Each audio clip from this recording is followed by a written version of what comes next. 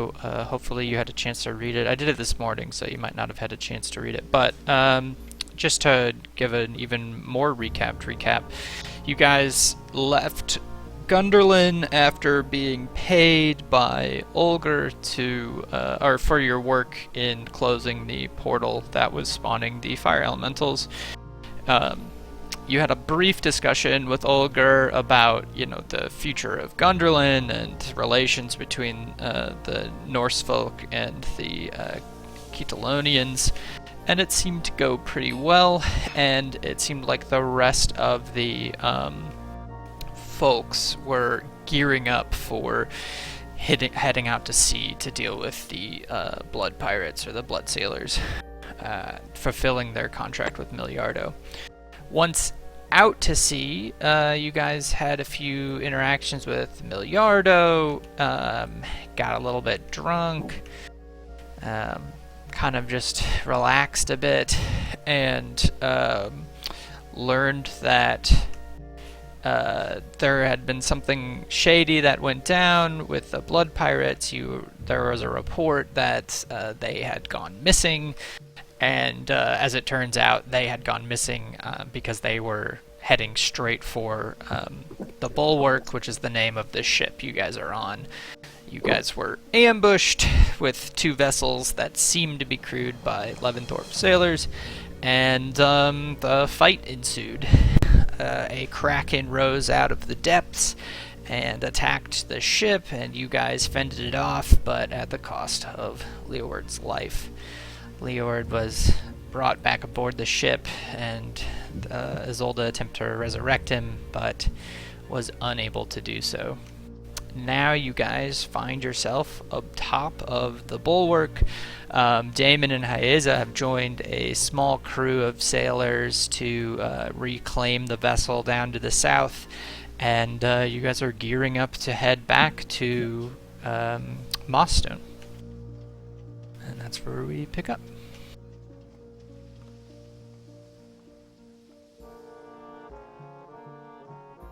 Can you remind me what time of day it is? It is the evening, and if you recall, you are going to arrive at Mossstone sometime in the morning. Okay.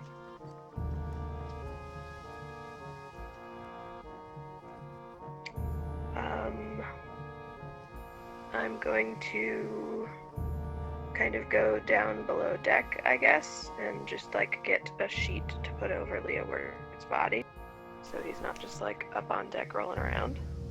Yeah, so some of the Leventhorpe sailors have already procured sheets and basically sacks to put the corpses of their dead compatriots in, and so they give you one for Leeward. Nice.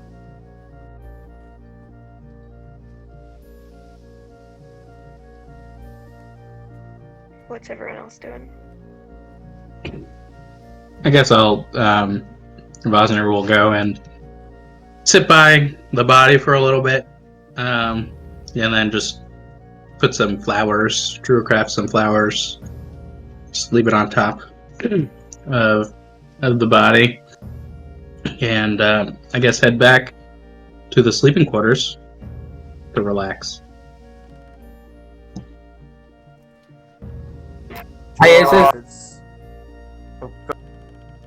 Go ahead. Alright, Joe Hoff is going to basically sit next to the body and drink real heavily. Like lots. Hayes is just keeping himself busy doing whatever he needs to do to help on the other craft. Nice. Yeah, same with Damon. He's just investigating, looking for hints toward what the purpose of the attack was and why it happened or anything like that.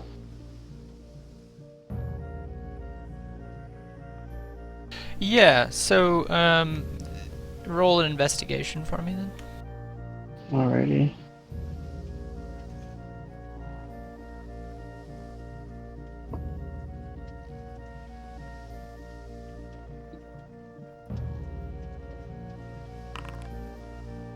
Yeah, so you're basically able to discern that the warlocks were kind of like hastily bringing these ships out here. They didn't even, loot them. They're just full of normal Leaventhorpe equipment. Whatever they did to, take these vessels over, they merely just killed the sailors and sailed the ships directly here. Okay. Is there any indication to like how they would have known, like where we were going to be? Not that you know of, but you do know that there is magic that enables such knowledge. Okay.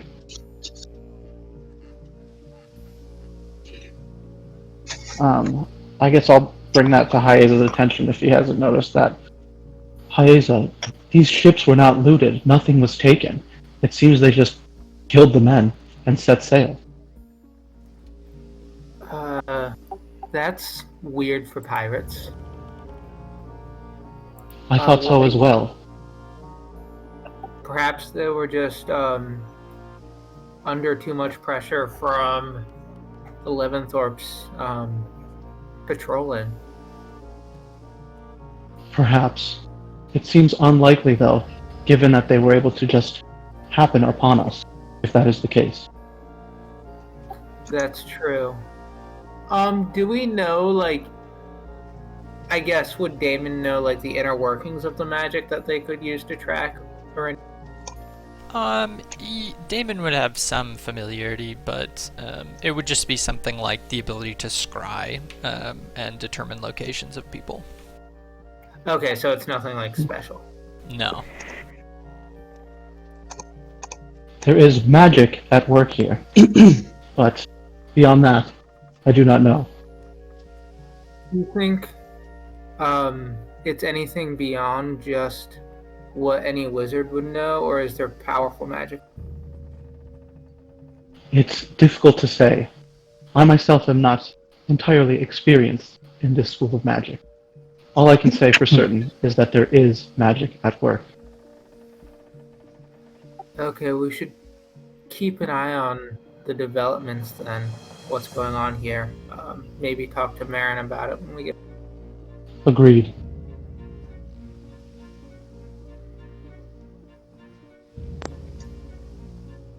Is Miliardo milling about the top of the ship? Yes, he is.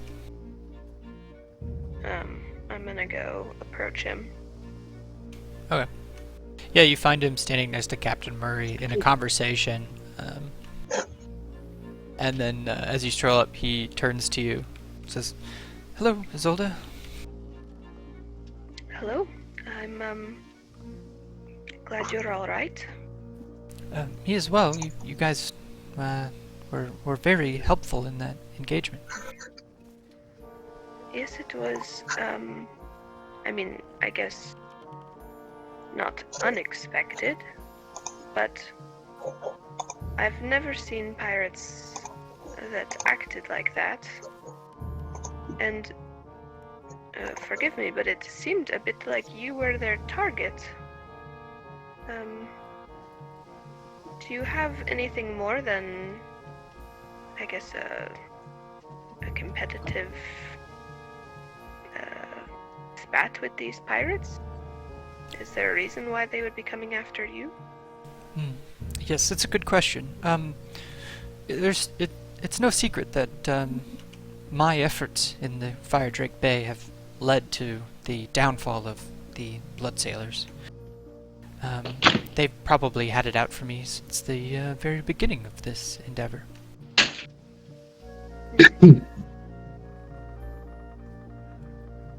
I see. And as far as you know, with their captain gone, is that kind of the most that you will see of the Blood Pirates, or do you think there will be further attempts on your life? Right then, Captain Murray looks over to you and says, "That's probably the last of them." Oh? Yes, Captain Murray has informed me that that captain that we slayed on deck, well, that Hyeza decapitated, was the leader of the Blood Pirates.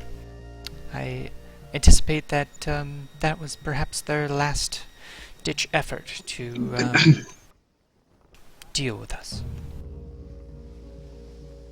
I guess that is a source of relief then. Indeed. We are now free to continue on with dealing with the Water Walkers and perhaps that other group of pirates that we do not like to talk about. Of course. Well, if you need anything from us, obviously both your men and our crew have suffered losses, but if you need anything from us, you can come and find us. Yes, actually, Isolde, there is something I'd like to discuss with you later if you could find me. Of course. I'll find you this evening. Thank you. And I will go back over to Johaf and see that he is drinking heavily.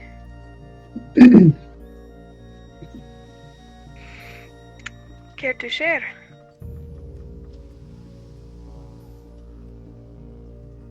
Yeah, Your- you knock your stuff out. I think it is a good way to pay homage to E, but perhaps we should also get a game of dice going tonight. Yeah, not much for gambling myself, but I suppose in honor of him, if I'm still conscious at that point. Are you alright?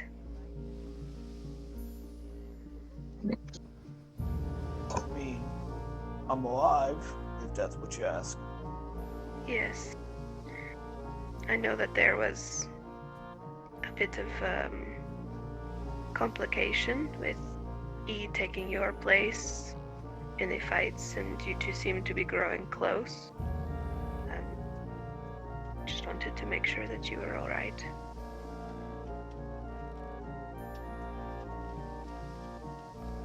Yeah, well, I don't see as how I can change what's happened, so might as well just adapt. It is a smart way of looking at it. And I'll just kind of take a drink and go below deck.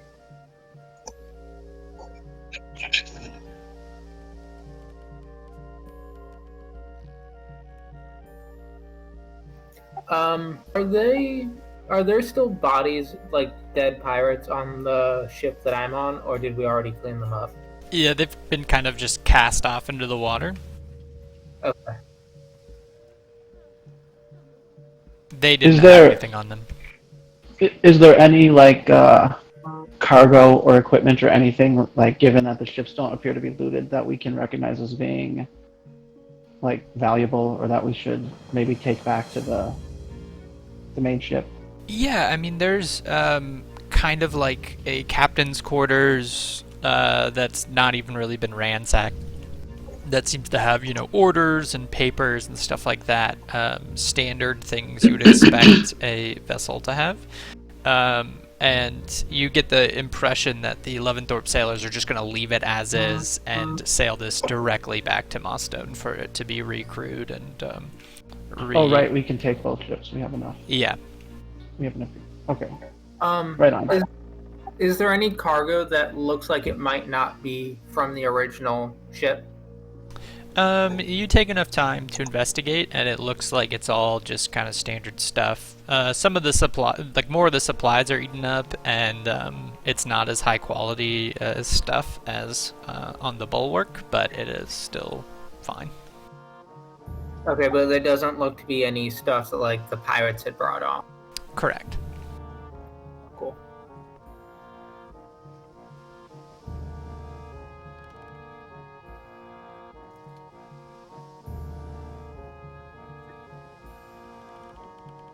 Okay. Well, if you'd like, we can skip ahead to the nighttime, and then, because Isolde was requested by Miliardo, I imagine she'd want to do that. But other than that, we can keep moving ahead quickly. Okay. Okay. Yeah, I'll go and find Miliardo once things are settling down and it's quiet. Okay. You find Miliardo in his office. I would cut to the scene, but I have a feeling it would break because it didn't work last time. So, yeah, you find Miliardo in his office, and he's actually kind of looks like he's been crying. And as soon as you come in, he looks a little bit startled, goes, "Oh, yeah, Isolde, thank you for coming. Could you shut the door?" Oh, okay. And I'll shut the door. He looks at you very serious and says, I fear the worst has happened, and I can't tell you exactly what that is, but when we get back to shore, I may need your help finding someone." Does this have to do with the person that you are sending the paper birds to? Yes, she didn't receive any of them as far as I know, and Quincy tried to send her a message, and she did not respond. And could you tell me anything else about her? Not at the moment, but if something happens, I need you to know that it wasn't my fault. And If something happens to you? yes, Or to her? I fear something may have happened to her, and I also fear that whoever did it will try to make it look like it was my doing.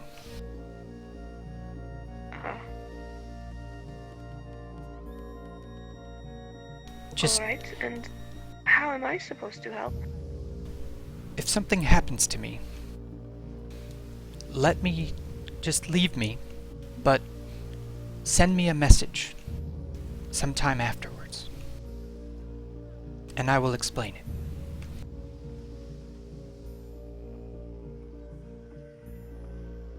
Are you expecting to be taken somewhere? I anticipate that something might happen to me. I do not know what yet. Alright. So send you a message if you go missing. Exactly. And you said after some time. How much time? Just long enough that you get away from me. Alright. This is all very strange. I understand. Well, of course, I'm happy to help, and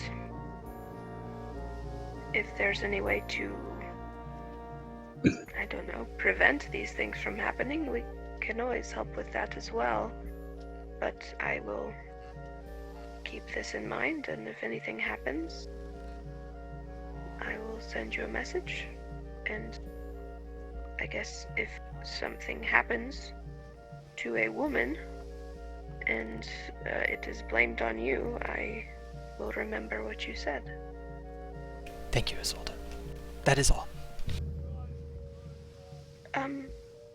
Before we go, I know we're going to get back to Mossstone in the morning. You said that you would be able to give me a couple of those paper birds. Is that still possible? Yes, of course. I will have them delivered to the guild as soon as possible. Alright. Thank you. You're welcome. And, I guess I'll see you in the morning. Yes. Sleep well. You too. And I will leave and go back downstairs.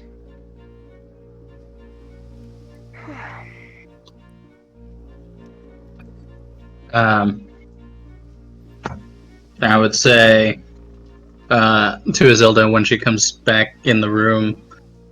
So, What's on your mind? Miliardo's been acting very strange, and I spoke to him yesterday about it. He really won't tell me anything, but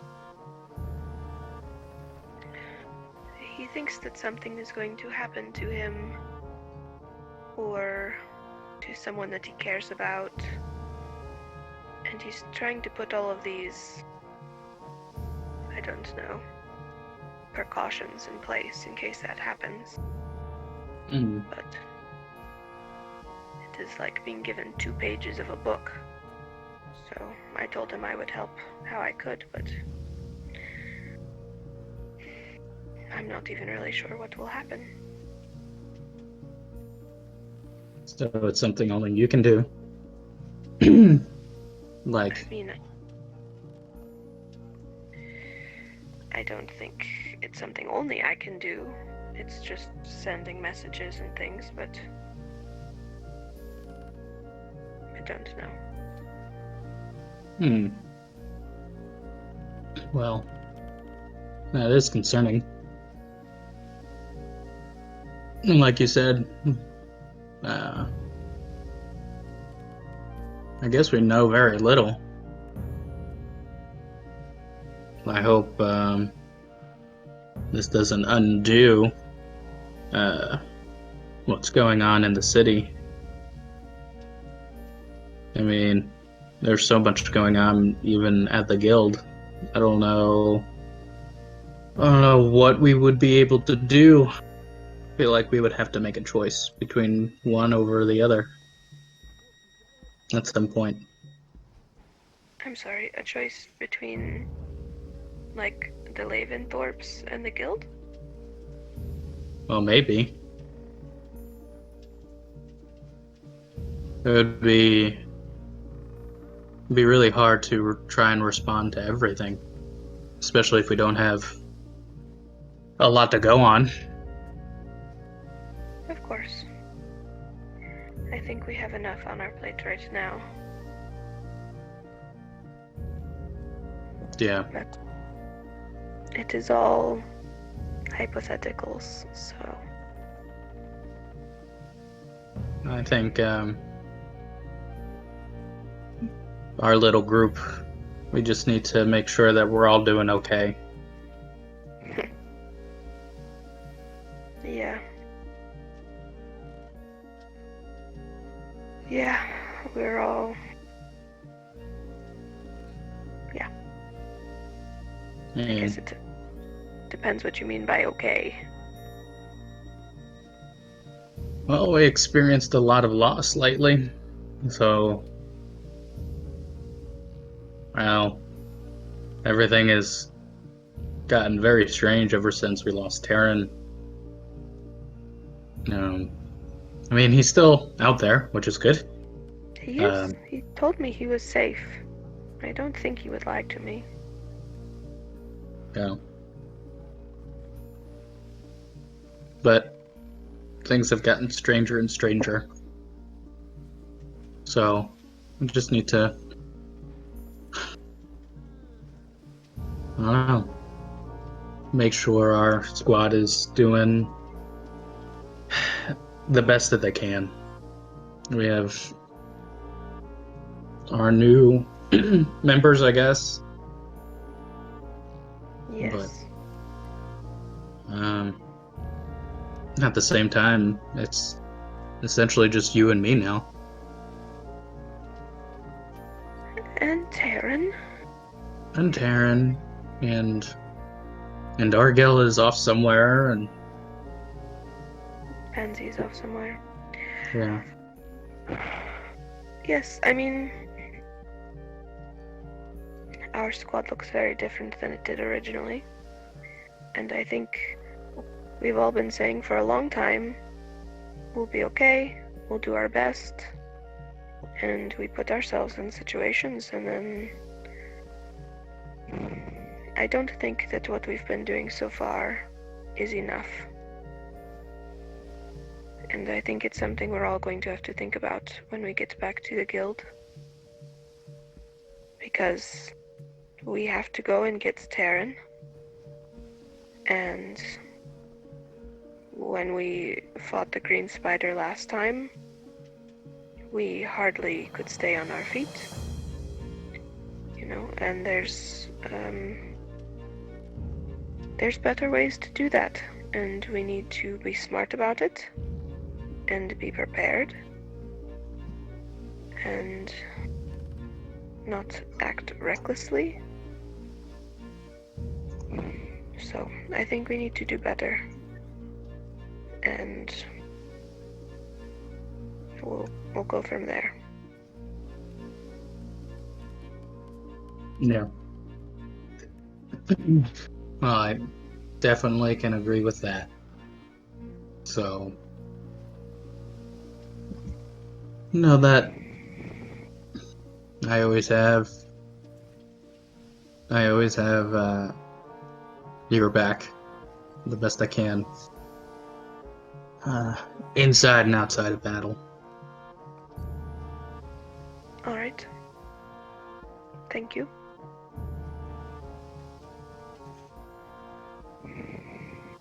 Same to you. Oh, thanks. I'll do my best to stay into eyesight or in your line of sight, but That would be best for all of us, I think.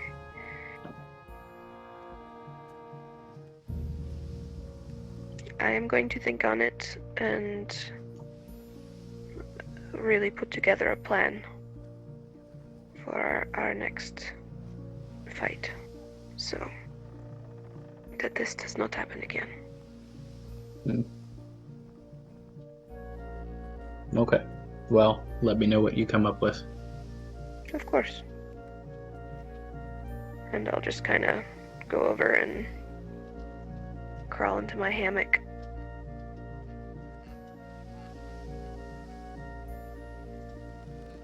Okay. Does anybody else have something they want to do in the evening? I've been seeing something going on the chat board. This is an excellent homage. Yeah, Johaf is getting drunk and singing a song about Leord. Pretty great. Leord's ghost is sending cheesy aromas. So, good stuff. Beautiful. True poetry. Okay, so if there is Jesus. If there's nothing else, then we'll cut to the morning. Everybody gets a long rest. Nice. So feel free to do that on your character cheats. Clickety click.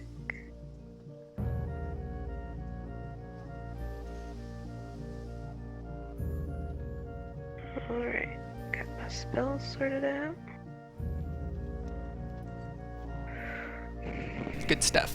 Okay, so as you guys wake up in the morning, there is no breakfast being made, and as you any of you who come to the top of the deck, you notice that everybody's kind of packing their stuff and getting ready to go back on land. And in the distance, you guys can see Mossstone as you're coming into port. Nice. Is there anything else you'd like to do on the boat before you get to the docks? Did Damon and I ever transfer back, or are we helping out on the second boat? I'll assume that in the evening, eventually the sailors had said that they had it and kind of let you go back to the other ship. Okay, cool. But they were very thankful for your help. I'm gonna take my hour to pray to a mater. And it's a very confused and somewhat angry hour. A little bit different than usual. And I'm gonna relearn sending so that I can send a message to DeMarcus. Okay. Are you sending it now? I guess. Oh, you don't have I to. would want to tell him as soon as possible. Sure. I need like 2 seconds because I have to find what Matt sent me. So 5-minute break, everybody. Sorry. Oh, okay.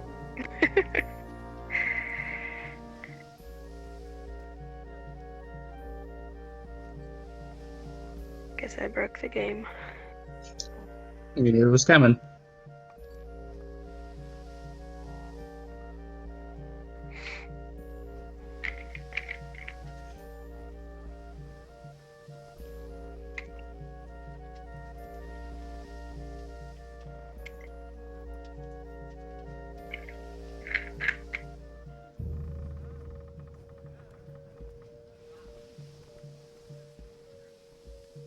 By the way, Johoff is going to take this last little time here to scribble frantically with a feather quill on some paper.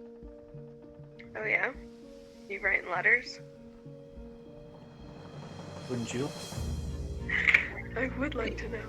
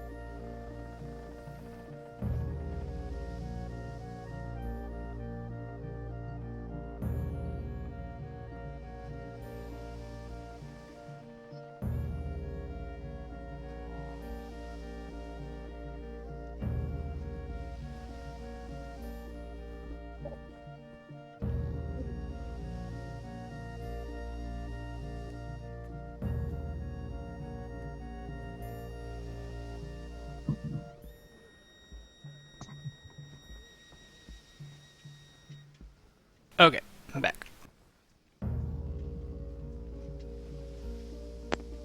Oh hey.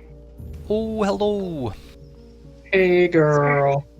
Sorry, I've been Sorry, I pounding didn't a lot of realize coffee. that so- would No, well, first of all, I've been drinking a lot of coffee, so I had to pee. But second of all, I also realized that Matt sent it to my, like, whatever account, my USF account, which is not on this computer, it's only on my phone, so I had to, like, dig through my emails to find it.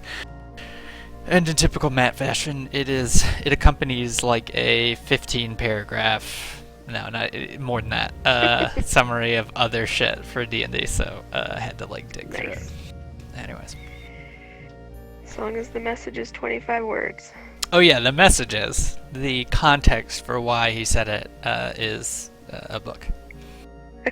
No, it's all the I love character it. stuff that he's up to, so it's very interesting. I love it. That's great. Yeah. Is everybody here Yeah. to start back up? Yeah. I'm here. Here. Yeah. Okay. So, we'll just start anyways, and hope everybody just shows up.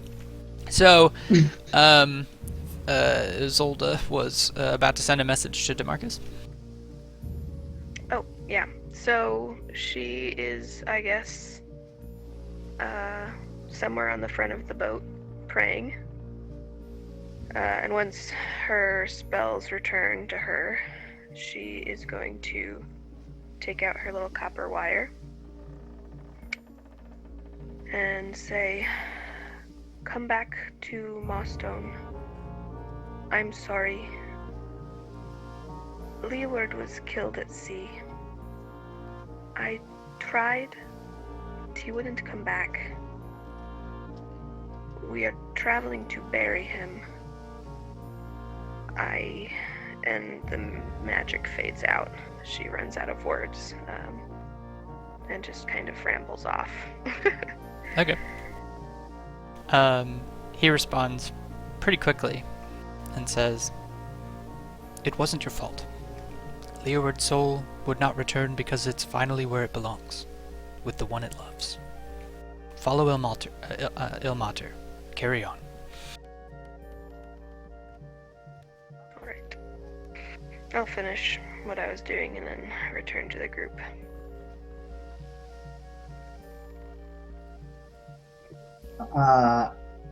And this time I'm going to ritual cast Animal Messenger and send it to Tetherman ahead of us, Okay. asking if he's aware of the situation with the druids and the Wheeljaff and how I can help. Okay. Yeah, you send that off and await a reply. Mm-hmm. As you're coming into the port, you receive a bird flying back to you, Vosner. And it's Tetherman saying, "I'm aware of the situation. We are looking into it. I know Monkey Squad has been tasked to deal with it. I have not heard back from them, but it should not be long." Cool. And All right, then. there you go. Go ahead. I was just going to say setting up the next scene, but if you have more stuff to say. Nope. Okay. You guys get close enough into the port that you start loading onto a smaller ship or boat to kind of sail into the docks area, leaving the bulwark out kind of a ways from the shore. And as you get to the docks, you see a number of figures, city guard standing, waiting for your ship to come in. You recognize the person in front as Captain Damien of the city guard, and a man next to him, completely covered in plate armor, you do not recognize. John, very quickly, could you drop my token somewhere so that I can Yep. see what's going on? All right, appreciate it.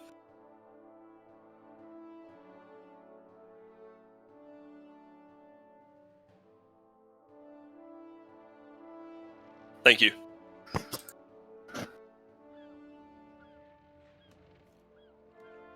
Yeah. As you arrive at the docks, Miliardo starts to look anxious, and he turns back to Isolde and says, "The message, remember the message."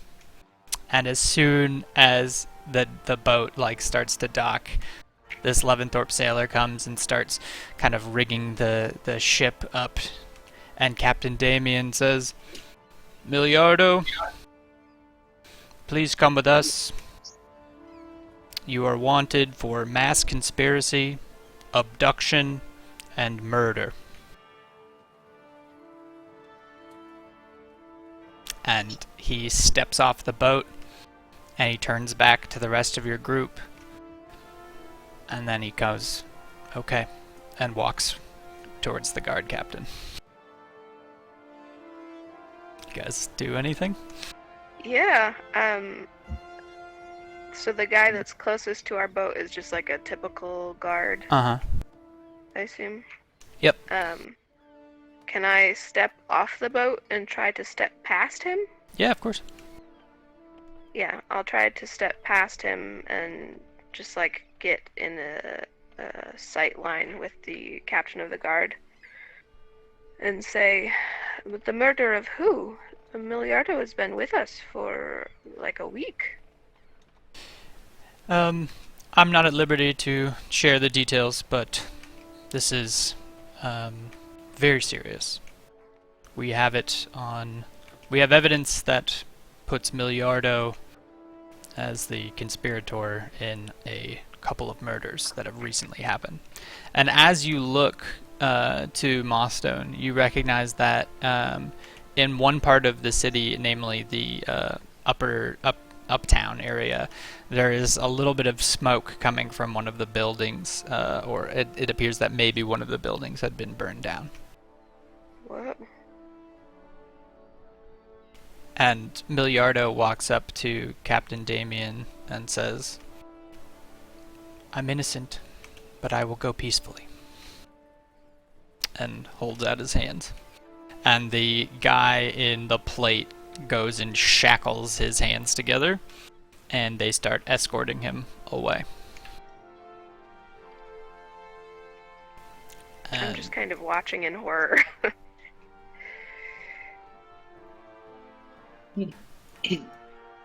And they're just leaving the dock. Do you think... do you think Miliardo would have murdered a bunch of people? I don't know. He's part of one of the big houses here. I don't see why fucking not. People think of us gang members as being bloodthirsty, but we ain't never killed people like those big houses here. So, I don't see any particular reason to not believe that he's killed a number of people in his time. I mean, most nobles have called a hit or two in their lives regardless. Yeah. He said something to me on the ship about expecting to be framed for something. But I don't know.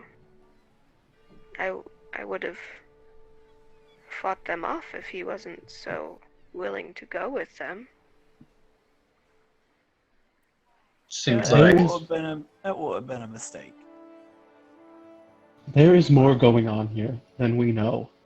Haeza and I investigated the other ship. It was strange. For pirates, they had done remarkably little looting of the supplies and cargo.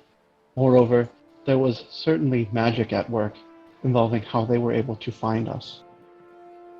That would be a neat wrap up to the crime. Frame it on a dead man. Yeah. I think, just like Damon said, city humans are wrapped up in a complicated web of things, so may not be as simple as it seems.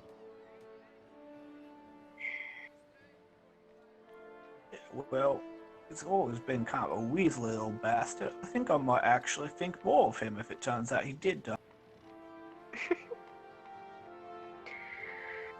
Well, he gave me instructions on what to do if this were to happen, and I will handle that, but I think we have other things to do right now. This may not be a super tactful question, but how does this influence us getting paid? Well, Miliardo said that he would make a donation to the guild, and then the guild gives us guild coins, so I'm sure if we explain what happened to Marin, he will understand. But I'm not sure. As you guys are discussing that, Damon, you hear a voice in your head, and it's Marin, who says, I see your ship has come in. Please come visit me at the guild. I have information for you. My friends, I have just received communication from Master Marin. He asks that we return to the guild as he has information for us. And even without this, it would be prudent to discuss what we've learned with him and the others. Of course. And I'll gesture to Johoff to help me with E's body. Oh, and I will cast a spell on E's body called Gentle Repose. And I'll post it in the thing so people can read it. But it essentially means that he won't decay for the next 10 days. You know, so we can bring him to bread. I make sure my cloak is on. Good solidly idea. As well, because I'd had it down, I think, Yeah. until now.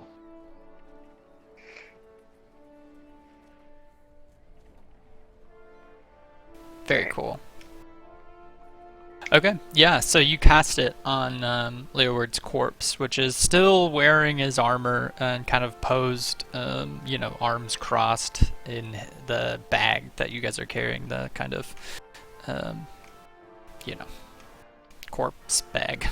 And, you're bringing him with you. I imagine somebody's carrying him. Yep. Does anybody want to volunteer to carry him? I got it. Joe Hop. Okay. So you guys make your way to the guild.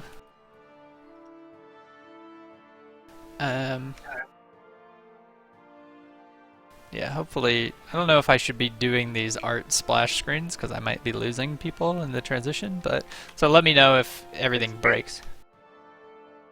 But you climb up the usual steps, and at the top of the steps, the banners of the guild are still kind of waving in the wind, and inside you see Marin awaiting you with a small figure standing next to him. And now I'm gonna load another scene because I'm an asshole. It was nice to see the guild, though. Yeah, I thought so. Hey, John, can I get 2 minutes really quick before we move forward here? Yep. Okay. Thank you. I'll be right back. God damn it. This motherfucker. Leif, have you loaded this scene or are you still behind? I'm at 90%. It says. Okay. It just shows your little thing on a different shows you on the previous scene, so I was just making sure. Yeah. Ooh, a Yeah, it says spider. it's loading.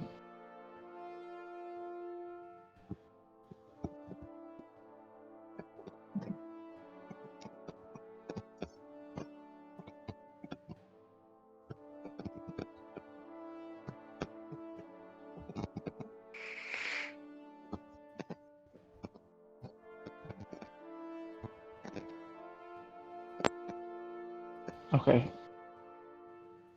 You in? Good. I'm in. This background should not be like this. Oh well.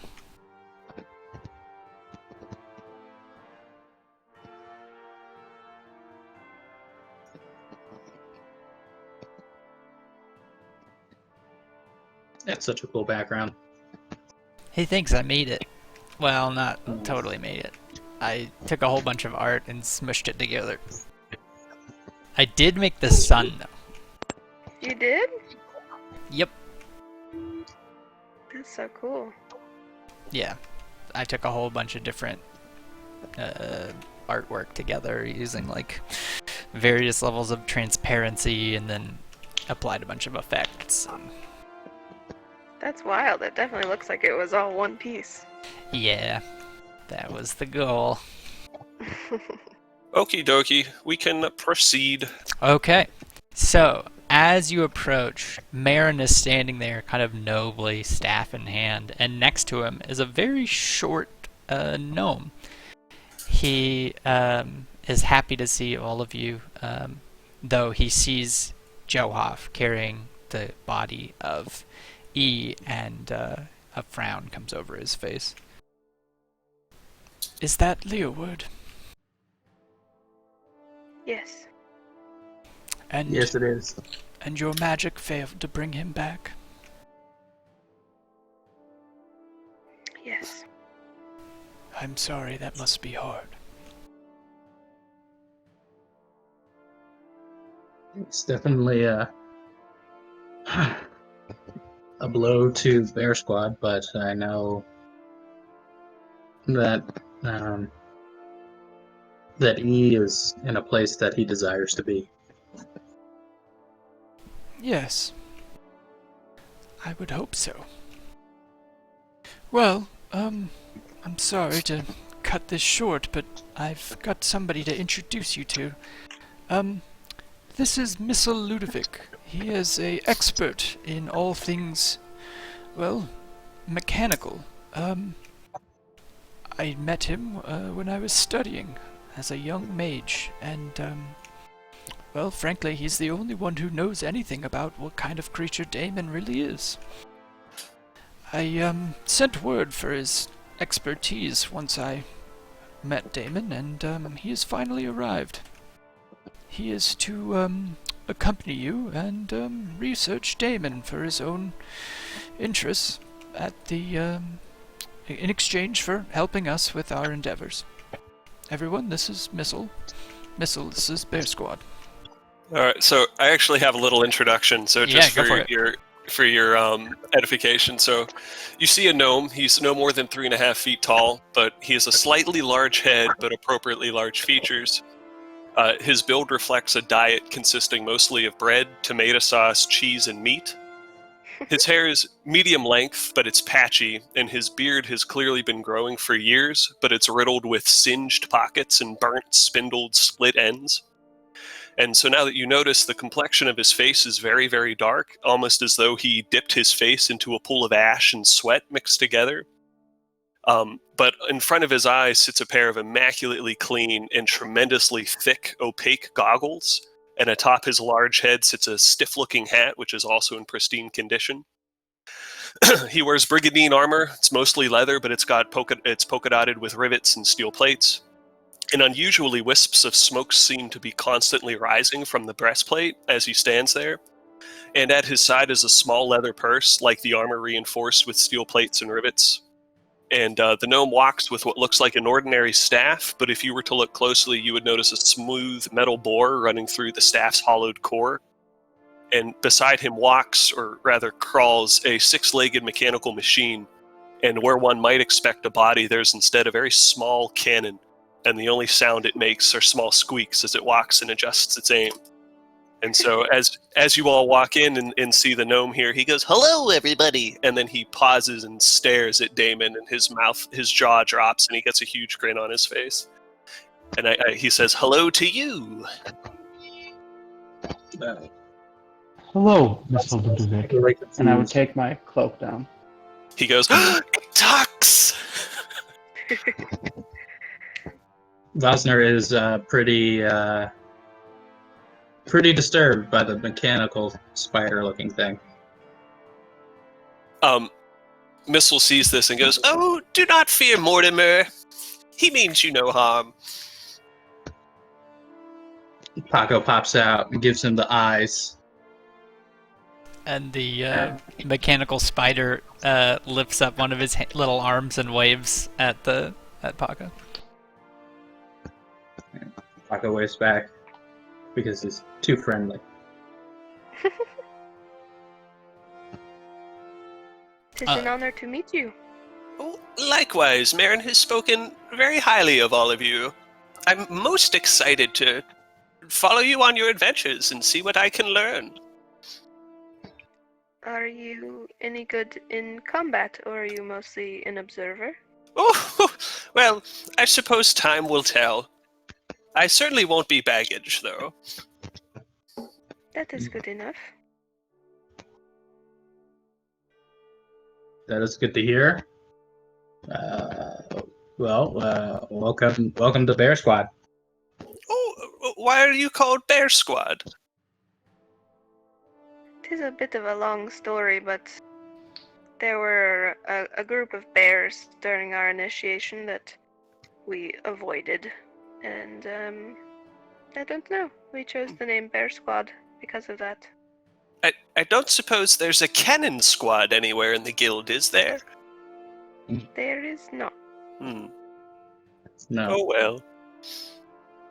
Marin smiles and says, all of the guilds choose names for animals. Or beasts. Or I guess there's a dragon. Creatures, I guess, is the theme.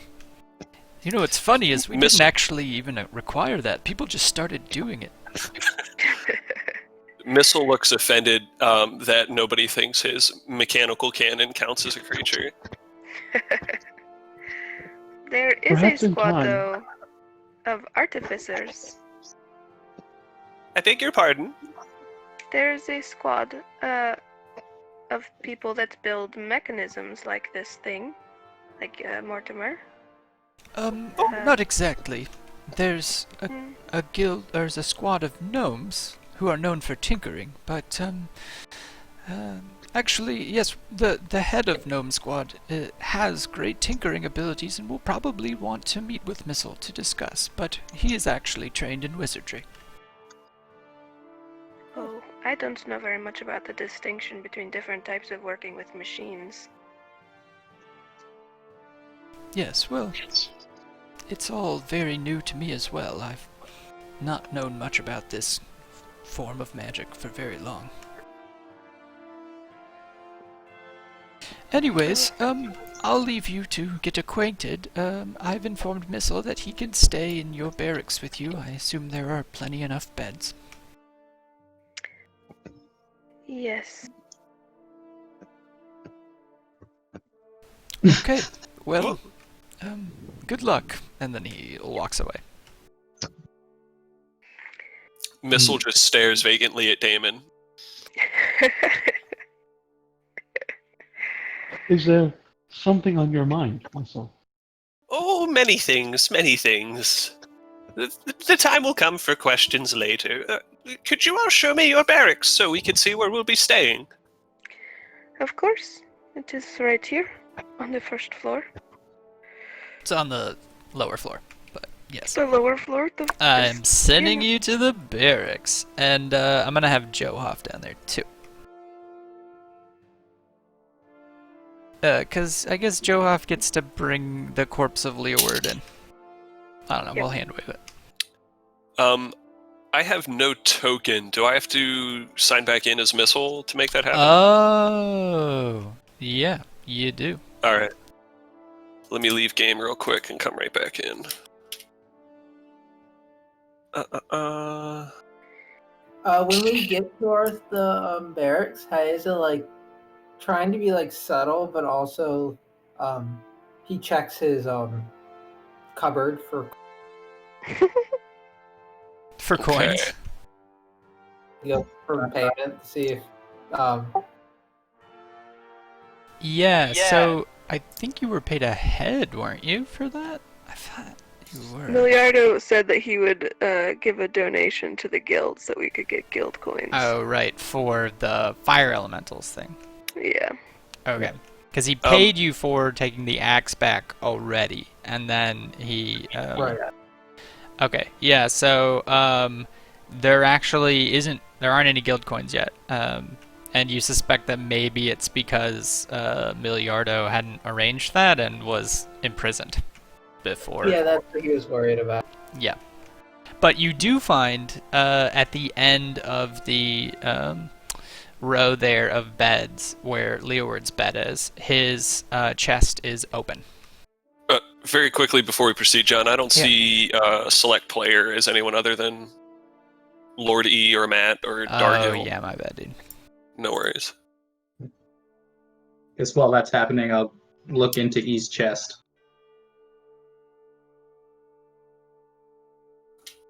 I can actually carry over from there. All you see in there, Vosner, is it's covered with dust. There's no evidence that it's been used much at all. But you see, let me paste this into the chat. I have it in a journal thing for you. Oh, you got it already? Okay. You see just a letter that our God will share with you here in a second. There you go. Okay. Oh, dang. I guess you could read it if you wanted to. Yeah, I still can't sign into Foundry, but I'll go ahead and read the letter. You should be good now. I made it so you have access to those characters. Okay. Let me refresh once more. We'll let it catch up and I'll read the letter and see here. So it says, Friends, I'm not meant for this world.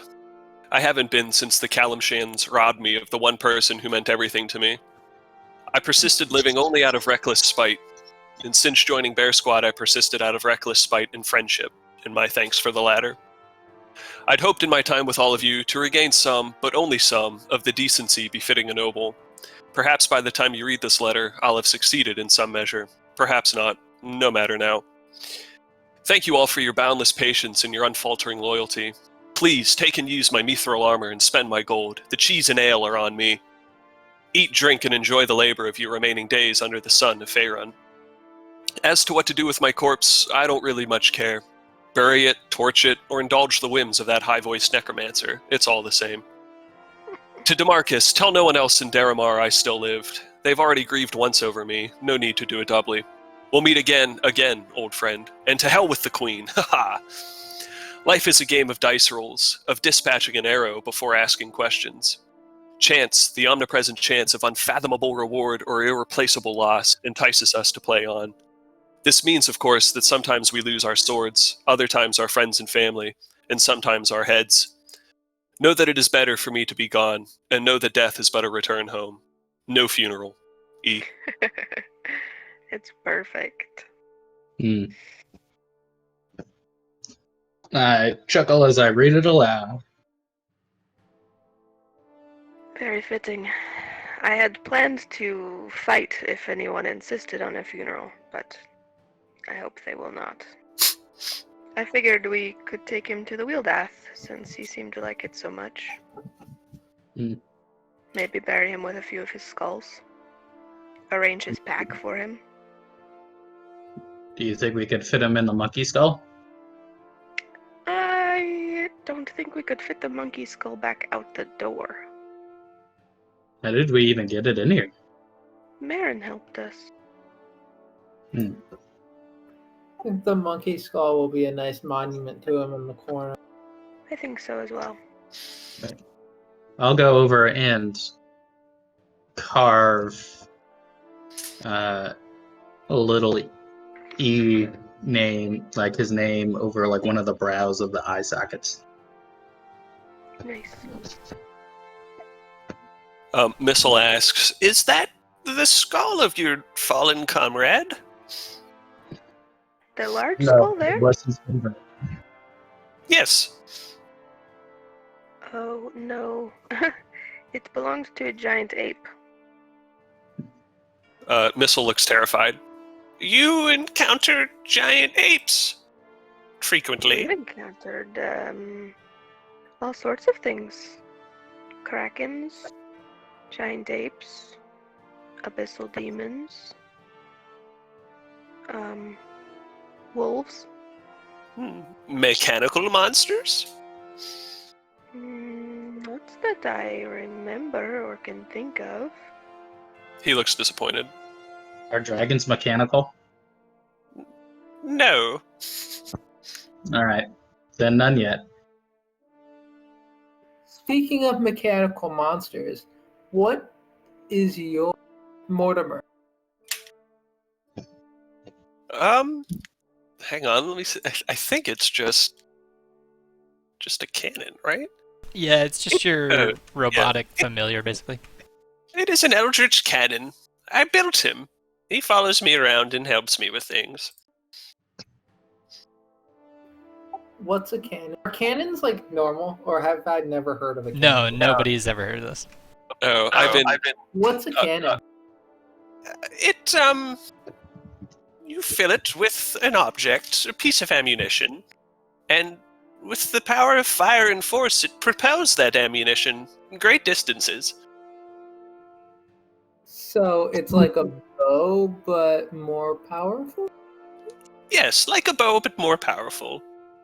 Have you ever made them that aren't connected to legs? A few, but I find giving them legs makes them more mobile and more advantageous to have around. It is bizarre, but very cool. I've Well, never thank you. seen anything like it. Oh, you will see much more, I'm sure. I hope so. Is Mortimer sentient? Well, yes and no. Sentient in a way that he can act on his own, but it's all rather predictable how he acts. You, however, I am curious. Is your behavior predictable, or do you ever act spontaneously and without provocation, for no reason? I do not know. I have only been here about a week.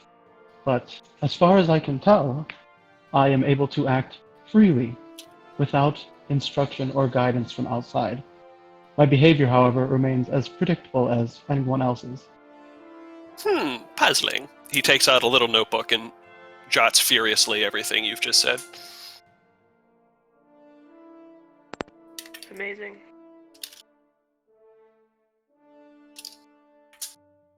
I'm gonna go back over to E's corpse and take the mithril armor off carefully.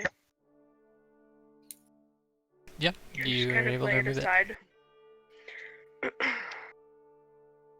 And lastly, I'll take the ring that I gave him off.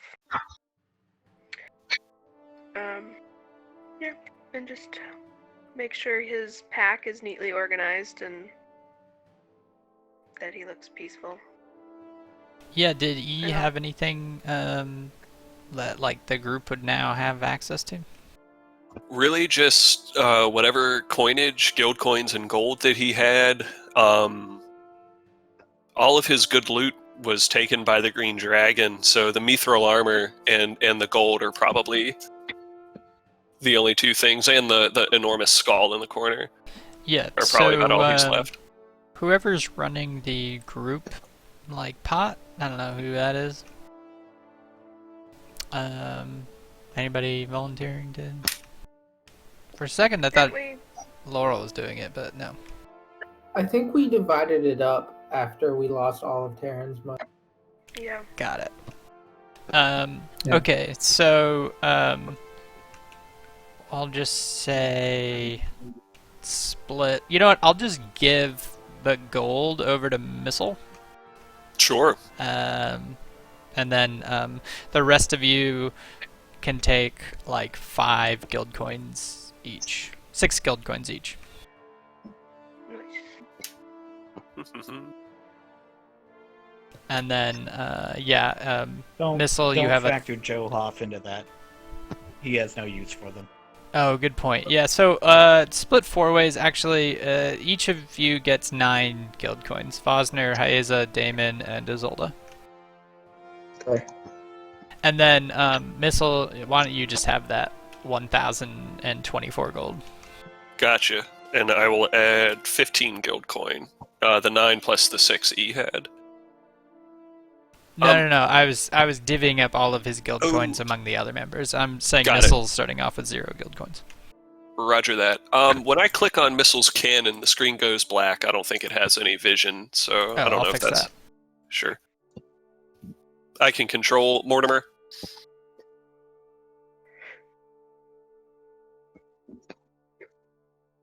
Alright. How many guild coins did we get again? Sorry. We each got 9. You each got 9 from Leoward's body. And yeah, so you're back at the barracks. You can kind of chill out if you want. Yeah.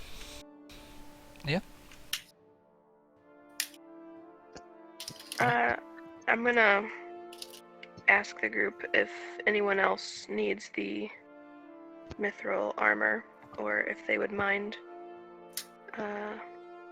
me using it. Go for it. Oh, FYI, I think it would be a downgrade for you. Unless you used it. Oh, we talked about it, I guess. Yeah, don't I have to take it to the shop and get Right. it fixed up or something? Correct, yeah, if you want to modify it. Alright. Yeah, it's well suited for you. I wouldn't use it. As far as supplies go, do you all have health potions?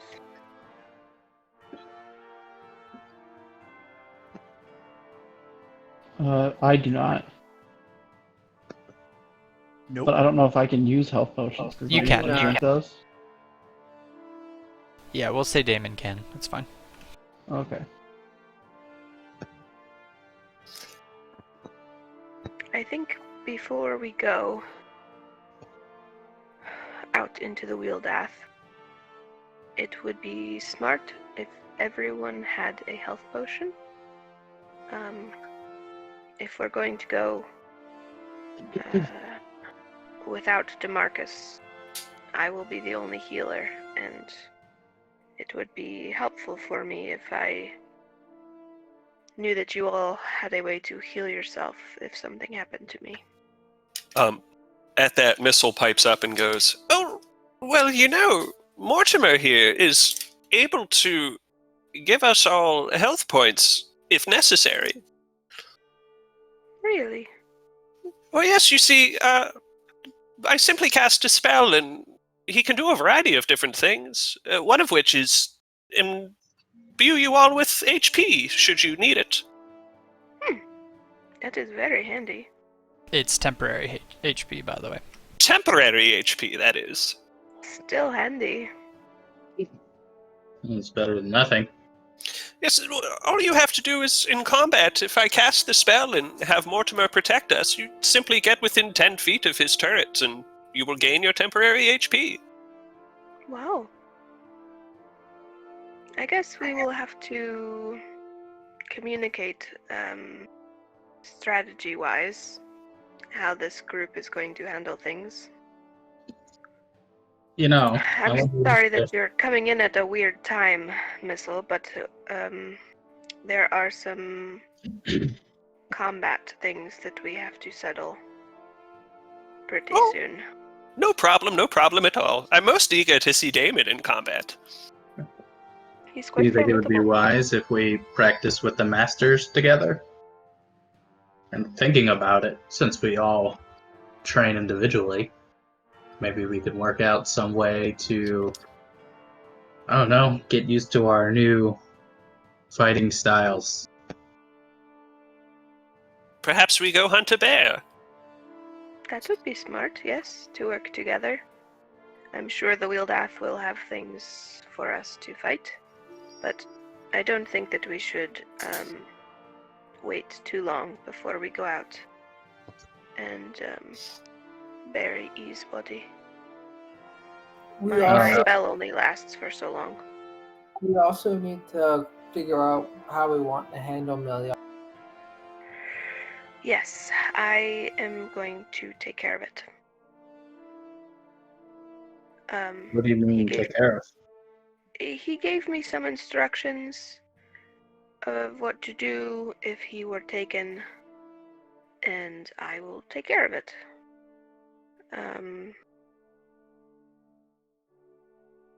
I don't know. He just wants me to send him a message, and I assume he'll give me more information then.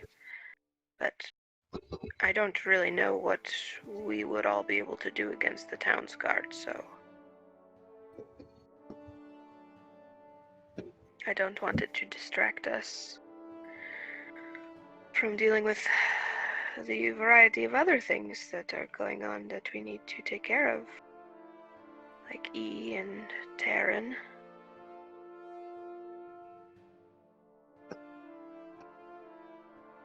Oh.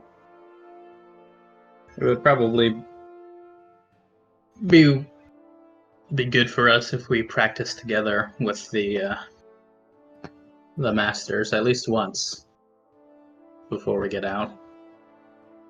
I don't think that'll take more than a day. Just to Do as see. you wish. I know that I have to go and get this armor changed so that it suits me. So if you want to go and visit Tadamin, that is fine. While Go while ahead. they're talking, Hayaza goes out into the kitchen and comes back with a plate and kind of like holds it in front of the turret to see if he can get it to shoot it, and then tosses the plate. Mortimer will track the plate, but he will not fire anything. That's disappointing. Missile sees your disappointment and says, "Oh, be patient, my blue friend. You will see him in action soon enough." You know, he's not the only thing packing firepower around here. And he taps his staff on the floor. Interesting. So you are a wizard? Oh, I'm an artificer. Wizards seem to have access to magic at their fingertips, whereas I have access to magic with my tools and inventions. Interesting. Yes, An artificer. I've been trying to understand the relationship of magic to the natural world and my inventions for some time now, and with creatures like Damon, I think I'm going to get closer to cracking the code, so to speak. I suppose if there were any test subject that would help you with that, it would be Damon. Oh, indeed, indeed. Alright, I'm going to go visit Pickanip. Does anyone else need to come? Mm. No, I think it'd probably best if I went back out to town, looked into some things. You're not Don't going to really stay. belong here anyway.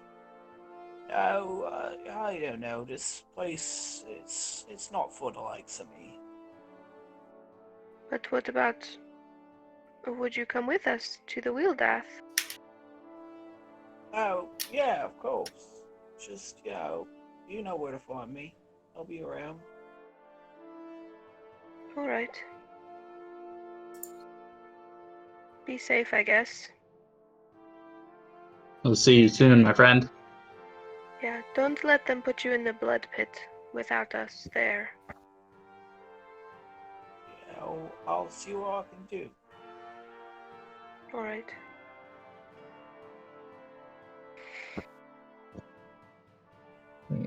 Chohav leaves looking visibly relieved to be away from that walking camp.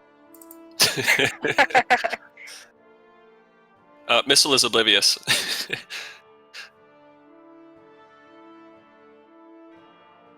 Information. Where's the list of the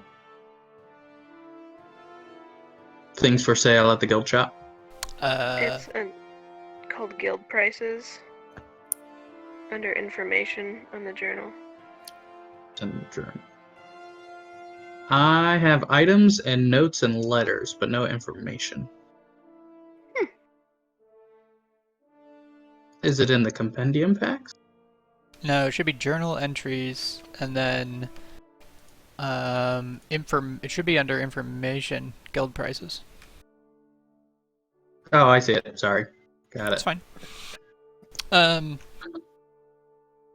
Yeah, for the record, Izzy, you were told to contact him within a half an hour of him being captured. If he was captured. Oh. I did not realize that. I will send him a message then. Okay.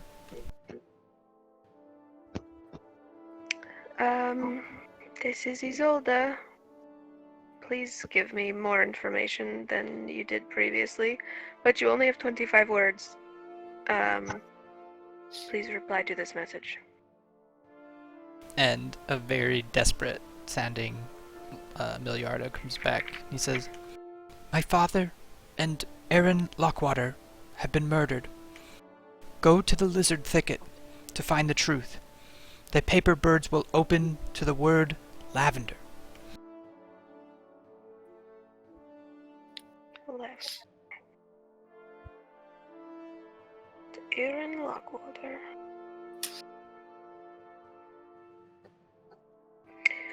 Alright. Yeah. I guess I was maybe halfway down the hallway when I remembered to send that. And upon receiving that, I will rush back into the barracks. I just got word from Miliardo. He said that his father and Aaron Lockwater were both murdered. We have to go to the lizard thicket, I guess, to figure it out. And I'll go to my chest to see if there are, I guess, paper birds in. There are not any paper birds. Damn it. They would be at the lizard thicket, right? I guess so. He sounded pretty urgent. Well, let's get on it then. No rest for the weary. Alright, but I need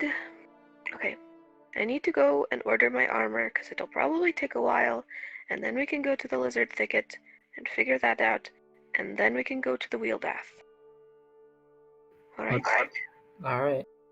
Let's meet at the front of the guild, and then we can all go together. Okay. Okay. Sounds good. So just for the record, Johoff did leave, or did you like? Yeah. Okay. He did. But, I mean, he's probably not super far away.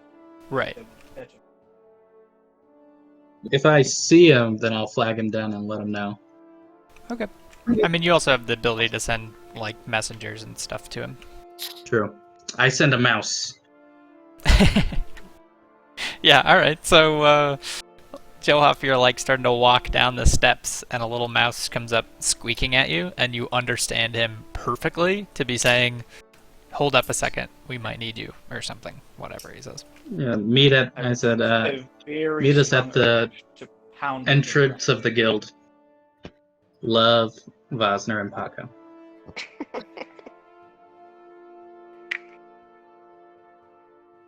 It's what city humans say when they end letters, I think.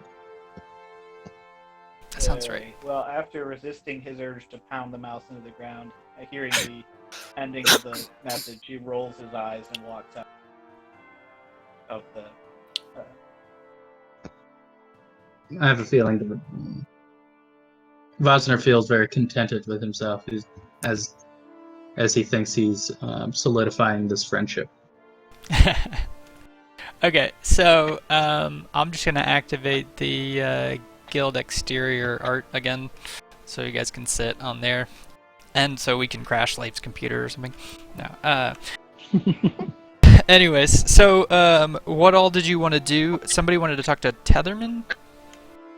I was gonna talk to Tetherman about the Druid uprising and any information about that. Just to save you time, he doesn't know anything new. Just that Monkey Squad had been sent and that they have not returned yet. Okay. Cool. And Laurel, you wanted to turn in Leeward's armor and try to turn it into full plate, is that right? Yep. Okay, so we discussed how much that would cost. Do you have the guild coins for that? I don't think you gave me an exact figure. I think you said that it would be discounted. Yeah, I think I did give you an exact figure at some point. I'd like calculated it out, but I will find it. Is it just the full cost of plate armor minus a set of mithril armor? Yeah, it's a little bit tricky because it's mixing currencies. So 75 guild coins is what I was saying. So 75 on top of Leeward's armor. Alright, I'll have to borrow some guild coins from somebody. If Anyone's willing to give me 9 guild coins? Damon has 9 you can have. Perfect. Okay. Because he doesn't have a concept of money. Because he's never bought anything in his life. Gotcha. Okay, so Damon hands over his guild coins, and make sure you guys both note that you're out of guild coins then. Yep, I got nothing. Okay, and then Picking Up is just there eyeballing you with his, kind of like one really intense eye staring at you, and he's like, I'll get this ready for you as soon as possible. Thank you. You're welcome. Keep on fighting the good fight. And he just goes back on his door. How long do you think it'll be? Oh, at least 3 whiles. Oh, fuck. Alright. And I leave. Yeah. Okay. So is that everything everybody wanted to do at the guild hall? Yeah, I got nothing. Okay. So the rest of you all meet up outside once again. Now it's I don't know, maybe 1 p.m. And you're gathered together at the top of the guild. Alright. I guess we should make our way to the lizard's thicket.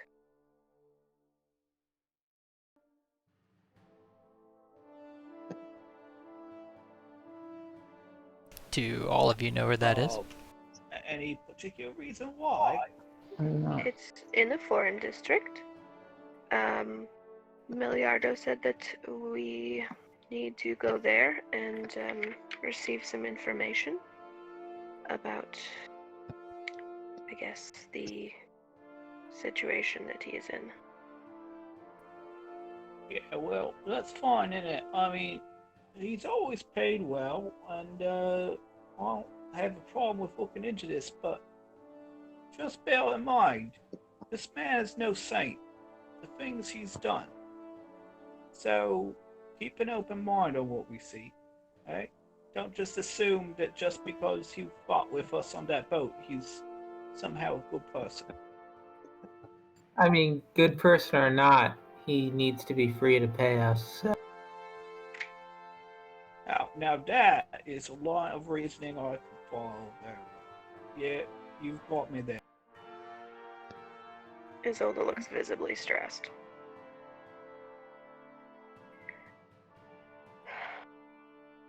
I'm just trying to go on the information that I have. I have not made any decisions yet, but I think we ought to go and at least hear out whatever it is that we are going to hear. Yeah, well, like I said, I'm down for that. I have no problem with that. Just, be careful. Alright. Then we will head to the foreign district. Okay. I don't have a splash screen right now for the foreign district, but as you enter the foreign district, there are a lot of people moving around, a lot of crowds, a lot of commotion.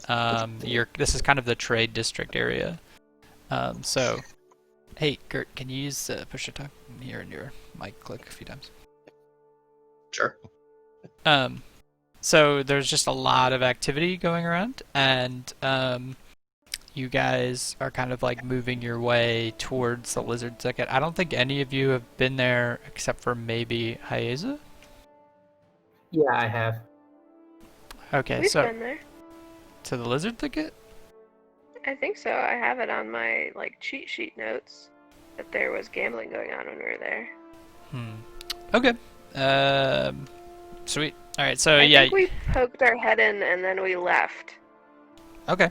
because it looked scary. And then we went to the Oak and Kettle, and there were halflings and roller skates, and we also left. It was when we were trying to buy a drink. It was our first time in the foreign district. Gotcha. And then we got pickpocketed. Classic. I'm pretty sure you got Classic. pickpocketed in Old Town, but I could be wrong. Anyways, so you guys make your way to the lizard's thicket. Let me prep who all's coming. There's a lot of you.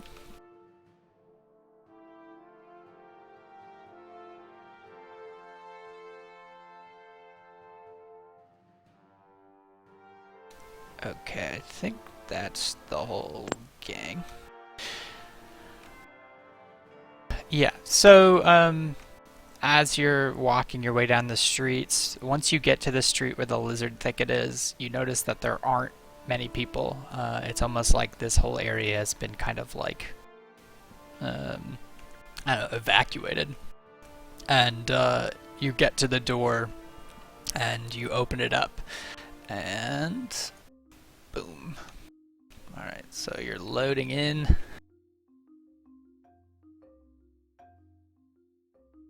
Let's hope this one doesn't kill you. Hey, alright.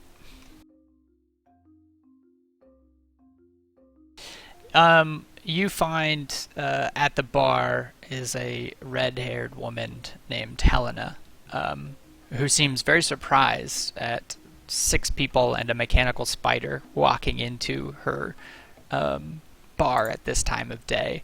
And the guy at the back stands up and starts kind of walking towards you, sort of like hand on his sword. And Helena, seeing Haeza, like holds up a hand to him and says, "Haeza, what are you doing here?"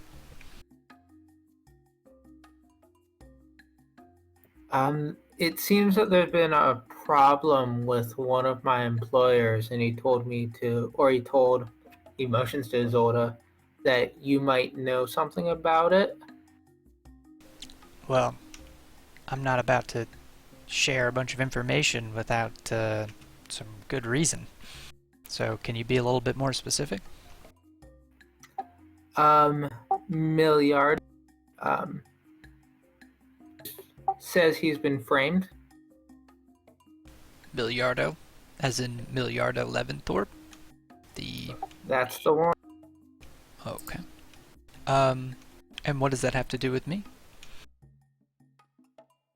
Has emotions for Isolde because she hasn't really filled him.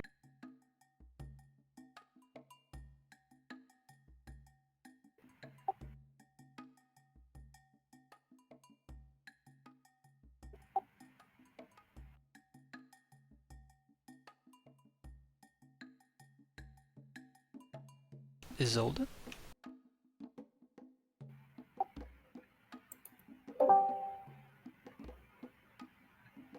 Did we lose? I don't know. Is Laurel there?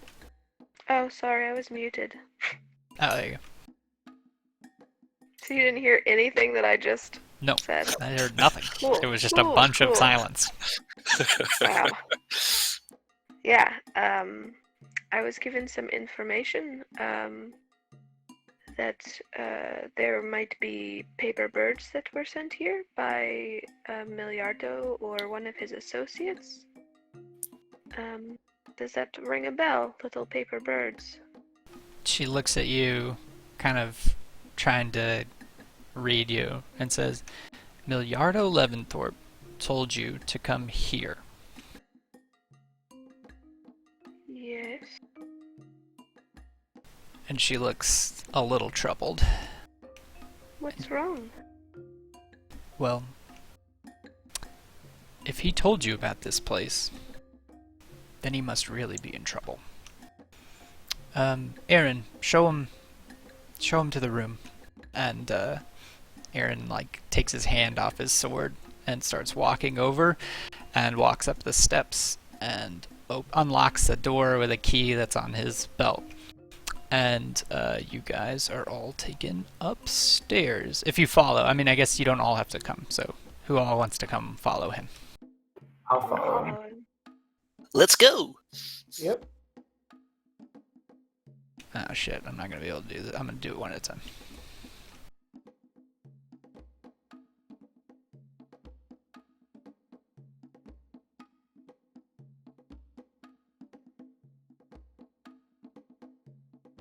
Okay, so you guys come to the top of the stairs, and Aaron Solaris is this guy who's in full plate armor, who looks to be Helena's bodyguard. He goes up to this door and he pulls out 3 keys, and he uses all of them at the same time and unlocks this door, and then stands back and kind of motions for you to come in. enter. Okay. I'll throw your token in there.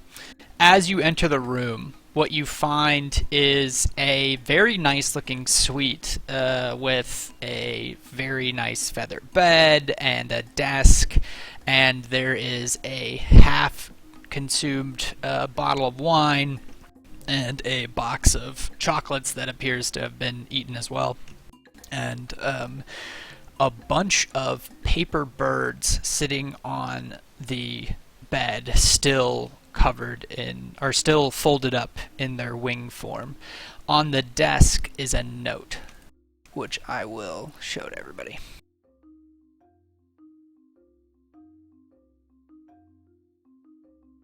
The note reads to whoever reads it. Dearest Aaron, I know our meetings have already become few and far between, but I will not be able to meet with you this week. I must venture to Gunderland and secure the aid of the Norsemen. My father finds this entire endeavor foolish, but once Mossstone wrests control of the sea back from these awful pirates, the city will finally be able to flourish.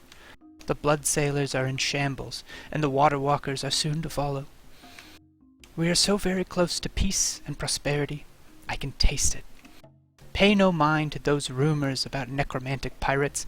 No darkness can snuff out the light of life and hope. Forever yours, M. P.S. In my absence, I have left some chocolates and wine, the finest imports of Waterdeep.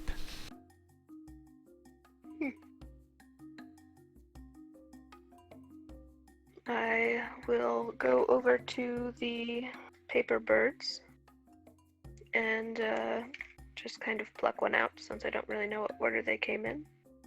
And Sure. I will say lavender. As you do, the little origami bird begins to unfold and unravel until it is a beautifully constructed piece of paper with kind of like a nice glossy finish, as though it had never been folded. And this is what you read. And I guess I can just keep reading them because I might as well. It says, "My love, I've received your paper bird while I was at sea today. I'm glad to see you enjoyed the presents, and it warms my heart to know that you share my vision for Mossstone. One day we will rise from the dark shadows our parents cast and rule this city. Duchess Erin Leventhorpe. Does it sound quite lovely, doesn't it? Travel is quick and uneventful. Captain Murray suggests that we not stay on the island while visiting the Norse folk. He says their brutality extends far beyond the battlefield.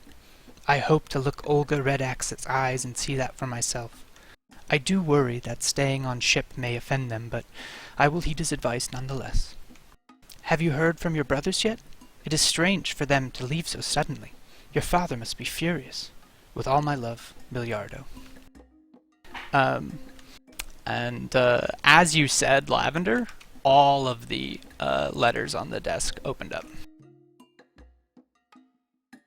I will read the next one. And it pops up. I'll be right back 1 second, but I'm going to open up the next two, and so you guys can just read them if you want. Okay.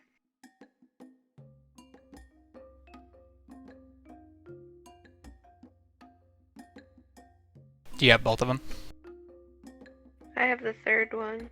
I opened the second as well. Oh, I have the second one as well. Okay, so you have second and third. Got it. Yep.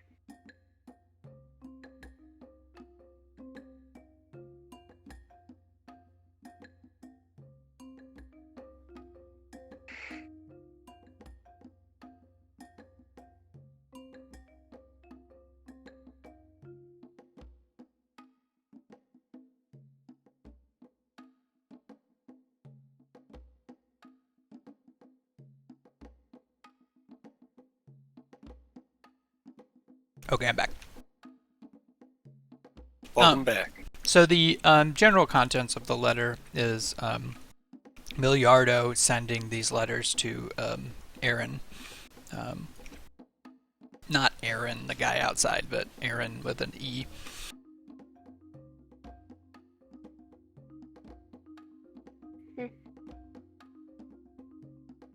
Interesting.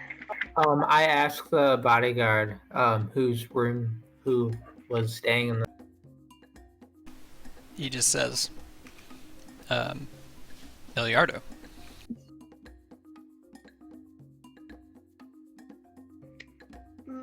But the woman, do you know her surname? She always came in with a hood, so I never saw her face. Alright. This is very strange. Wait, wouldn't it be Lockwater? Oh, did it say that in the letters? Yeah, I did. Oops. Write that down. It's kind of what I suspected. Can I do an investigation check in the room to see if like anything's missing or like, Yep. messed up or anything?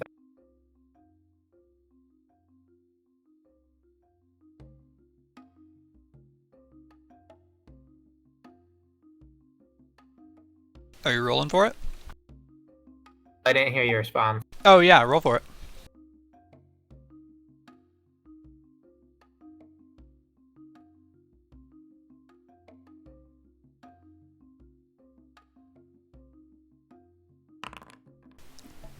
Ooh. Wait, did you have advantage normally? I have the eyeglass thing. Oh, yeah. Okay, so yeah, you're like scanning the room carefully. What you notice is that the note that was on the desk had clearly been handled before by somebody, not by the person who had written it. So, whoever, you suspect that it was Aaron at one point came in, read the note, pushed it aside, and then drank some of the wine and ate some of the chocolates.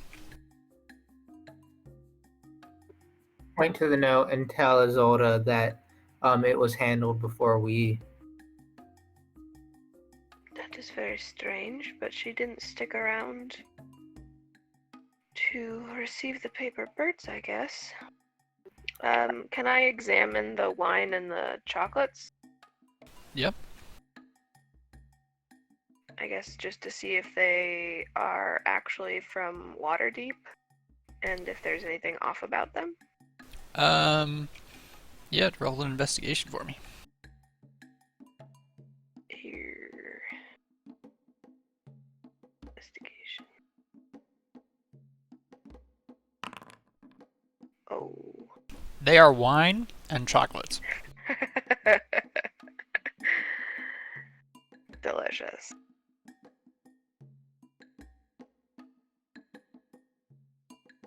I will then say out loud, I wonder where she went.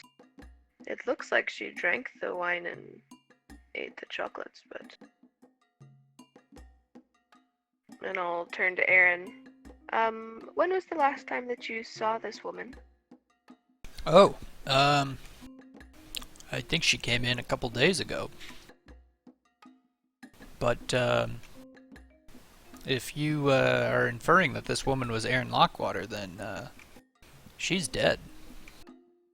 What? Yeah, they found her corpse and her father's corpse in the fiery ruins of their house. The Lockwater Manor is burned to the ground. Oh, right.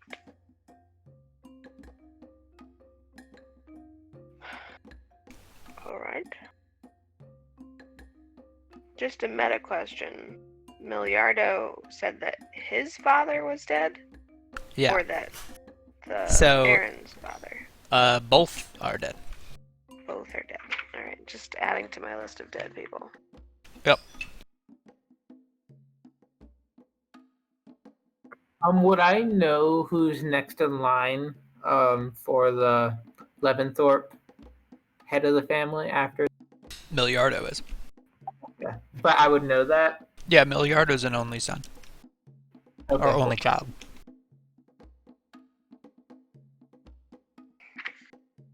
And Aaron had brothers, so supposedly one Yep. of them would be the next. I'll address Aaron Solaris. So all of this happened in the last couple days then? Yeah, the manor burned down like I don't know, a day and a half ago. I don't know. And they finally pulled the bodies out of the wreckage this in the last, day or so. And what about the other Lockwater sons? Yeah, the sons haven't been seen. The rumor is that they're missing.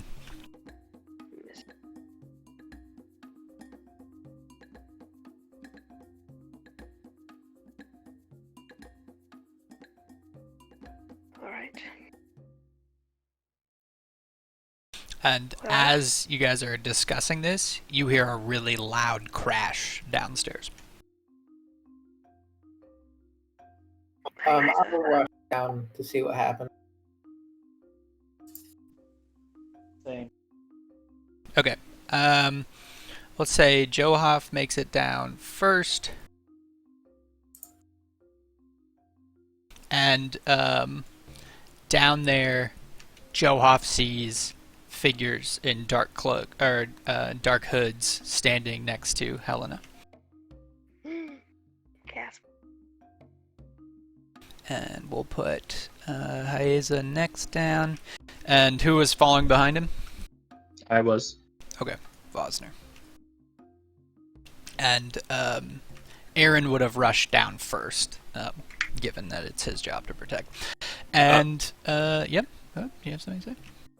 Missile would be slow to get down, but he would come down eventually. Okay. Can I do like an insight check on Helena to see how like bothered she is by these loud? Yeah, actually, as I transition the music.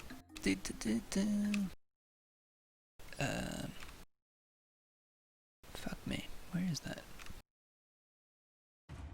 that? They actually have a blade at her throat, and she looks very distressed. Insight check, be damned. It's pretty obvious. You can read the room. And, the guy in the front, says, "Give us the papers," and she lives. What? We know you have evidence. Give it to us, or she dies. Could I see if these guys look familiar? Yeah, they look like the cultists that you guys fought in the sewers. I whisper that to my companions. And Aaron Solaris looks super nervous, and he's like, he got his sword drawn, but he's looking to you guys like, what are you gonna do? Are you gonna give up the papers or not? I whisper to Vosner to go get the papers.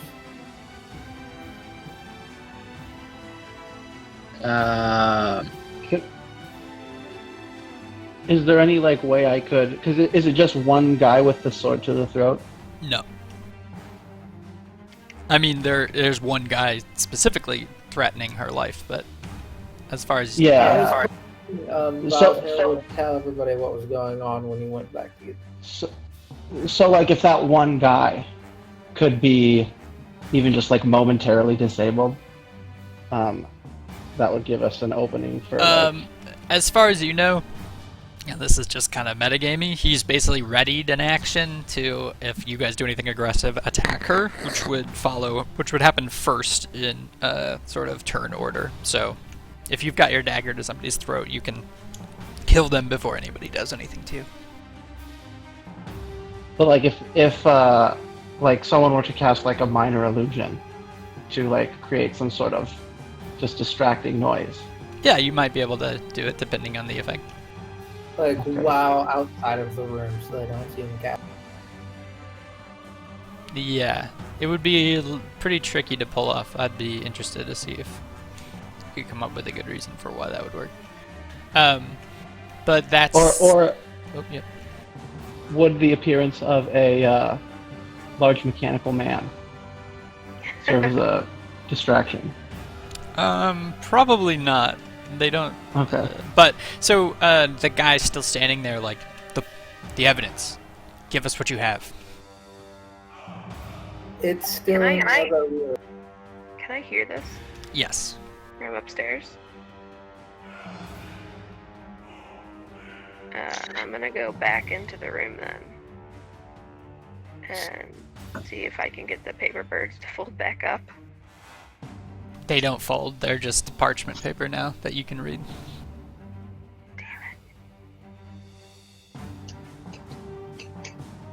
Oh, I will take them and slip them into my prayer book. Okay. I'll just say that you guys kind of got down the steps.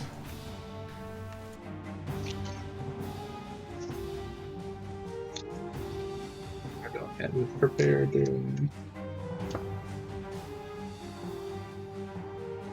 And this guy is getting closer with his hand outstretched towards Isolde.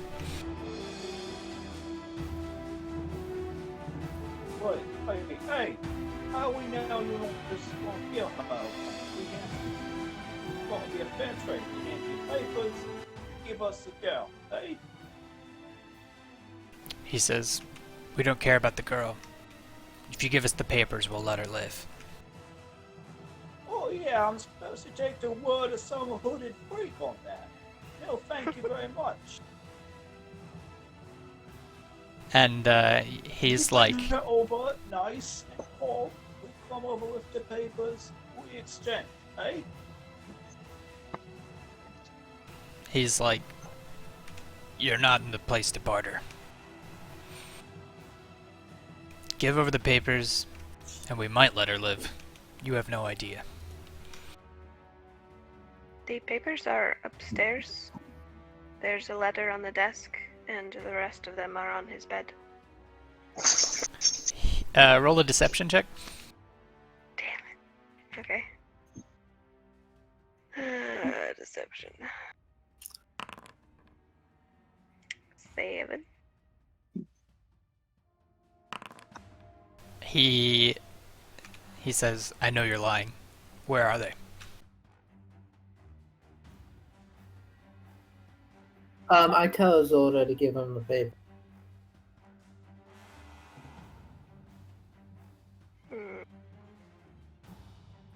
I Yeah, will I'll second pull that. them out of my little book. And I'll just hold them in my hand for a second. How is this any of your concern? What happens to Miliardo? Don't ask questions you don't want the answer to. And he moves forward to grab them out of your hand. Do you resist? Yes. Okay. And as you as- pull... As, Yeah? as he's reaching for them, Damon's gonna cast Minor Illusion and just have like the sound of a door opening and closing happen at the door behind the bar. Okay. Yeah, I'll allow it. Let's do a deception check to see if it actually surprises him. Okay. I and- might want to react to this just after he rolls before we decide, but sorry. Sure. Yeah, okay. Can I use my point of inspiration to have advantage? Yeah. Okay. Yeah. Okay. So as soon as you slam the door like that, the cultist over here turns. We'll just say turns towards the door, and so he's not seeing what you guys are doing, and he's momentarily distracted. Did you want to do something there, Missile? No, he got a 19, so there's no need. Got it. If he's Can I cross the space between me and him and grapple that guy? Oh, like all the way over to the guy next to Helena? Yeah, I mean, it's within my distance, I think. You would take an attack of opportunity, and that would be... I'm just going to say, the slamming of the door and the resisting of the not handing over the papers is going to initiate combat. Yeah, I was gonna Okay. try and see if I could cast Entangle to make sure he can't move. Okay, so I was gonna say that it's all gonna come down to who goes first in initiative. So like, once things start to get complicated like that, that's what initiative is for, to determine who's fast enough to react to things. So the even though he's startled, the startling like gets rid of his ready to action. But he does go first because he's very agile, and he will take his turn to attack Helena.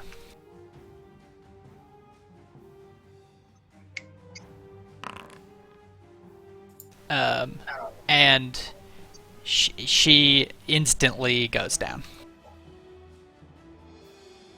as he slits her throat with a sickle. And Oof. that is his turn. Helena makes a death save.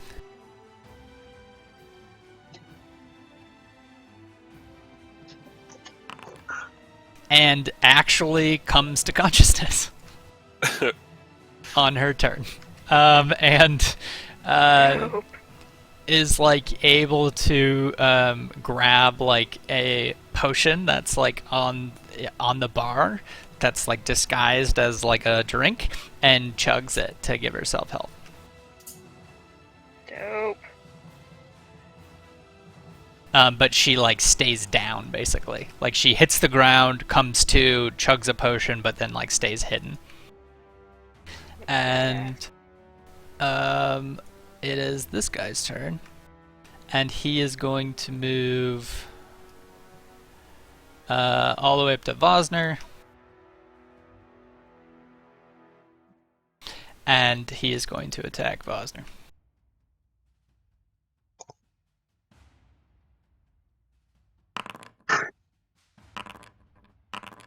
So he swings at you 3 times, cutting deep into you each time.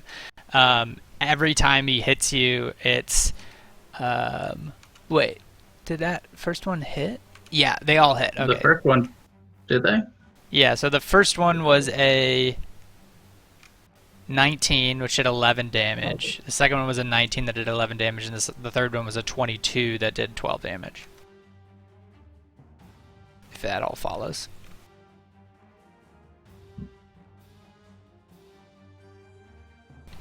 And so he basically just sprints at Vosner and just starts cutting into him. Vosner, who's not transformed into anything, has fairly low AC at the moment and just gets like shredded to pieces.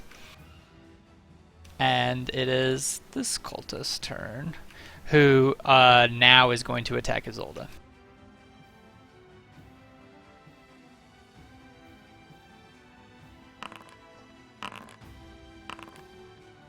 And so the first swing you duck out of the way, the second swing actually catches you under your shield, and then the third one you parry. Nice. And let's see. Oh, I can bust this out here too so people can see it. Cool. And that is that guy's turn. And now it is Vosner's turn. Okay. I guess I will transform into... If I cast a spell, will it invoke attack of opportunity? No. Sweet. Then I will cast Entangle. Okay.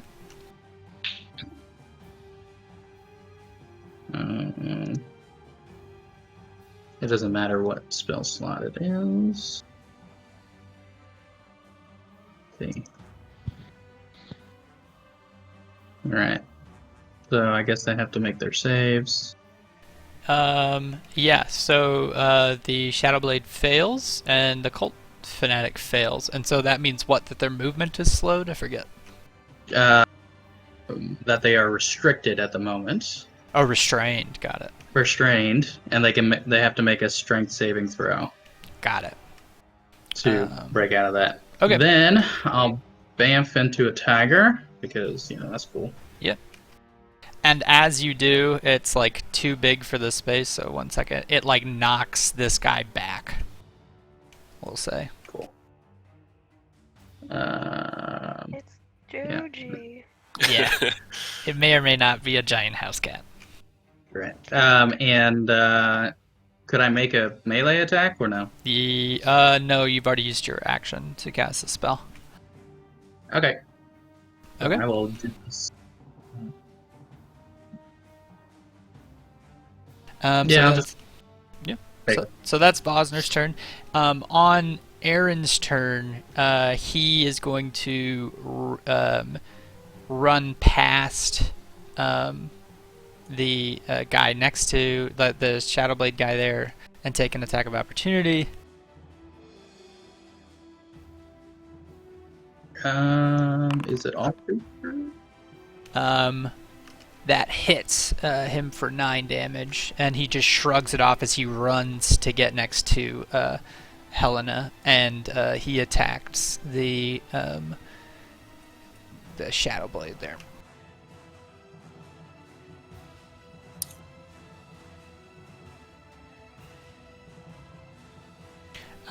With one-handed longsword.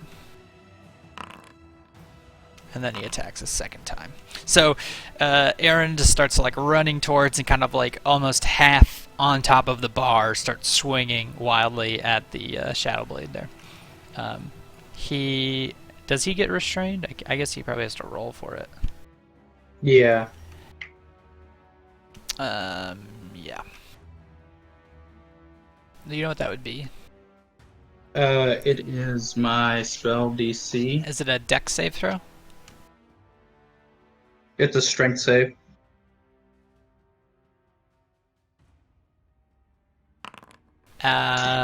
He hits a 14. Does that? 14. What is my save? Should be in my character sheet. Sorry.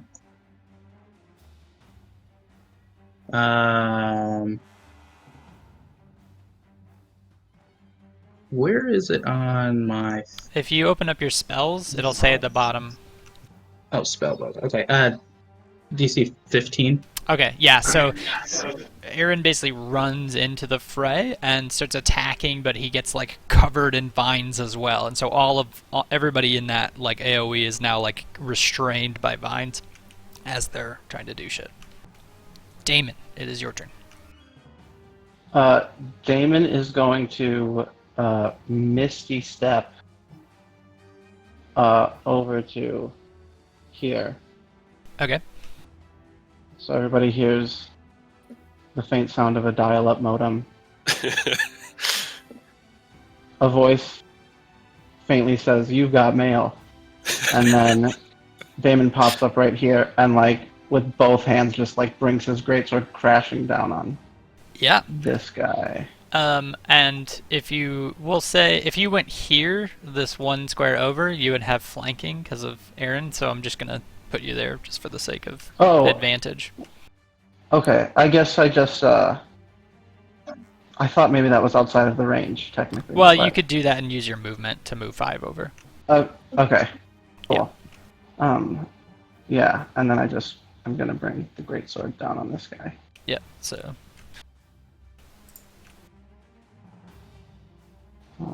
and then click the attack in the chat there. Yeah, my window's not responding. I'm hoping that it's gonna figure its shit out real quick. Yeah, okay, there we go. And that's advantage, right? Yep. So that... Wow. Oh, so that misses. So you blink behind him, or Misty Step behind him, and he like sees you like teleport behind him, and he ducks your blow. Is that your turn? Yeah, that's it. Okay. Oh shit. Yeah, I did this wrong. So we'll skip it. We'll just put it on your turn. Okay, got it. So I'm sorry, on my turn, will an action be either for the cannon or for myself, or will I have 2 actions for each? We'll say you can use a bonus action to activate its ability, Okay. and that will be your bonus action. That's how it works in the Got book too. So, yeah, you will have your action to do whatever you want, and you'll use the bonus action to activate one of the abilities on the spider. Okay. On its turn, the cult fanatic is going to summon a hellhound next to itself to protect itself. It is restrained. Or it has to make a roll. Yeah. And then It doesn't. let's do strength saving throw. And it succeeds. Okay. So, yeah, that's its turn. Hyeza, you're up. All right, I'll use my bonus action to disengage from the guy I'm next to. Okay. Then I'm gonna just pull out my crossbow and shoot at the one by. Do I have a good enough line of sight for that, or is everybody blocking it? What, to hit the guy next to Helena? Yeah. Yeah, we'll say that you can hit that shot. All right, cool. Well, he is actually behind a bar, so maybe he has half cover. So I'll give him bonus to his AC. Okay, in that case, I'm going to. I'll shoot at the guy attacking Izzy then. Oh, okay.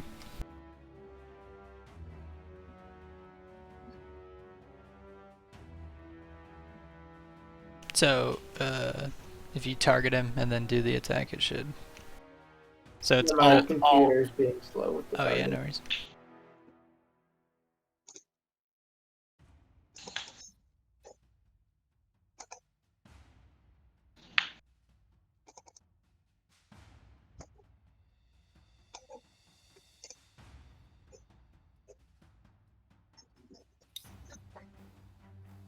Yeah, and then if you click the attack, oh, there it is. So yeah, you do hit, and then you do 16 damage plus sneak attack. Nice.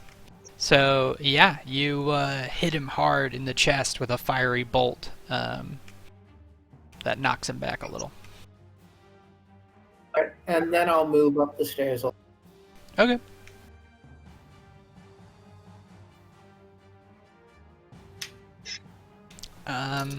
And now it is Johaf's turn.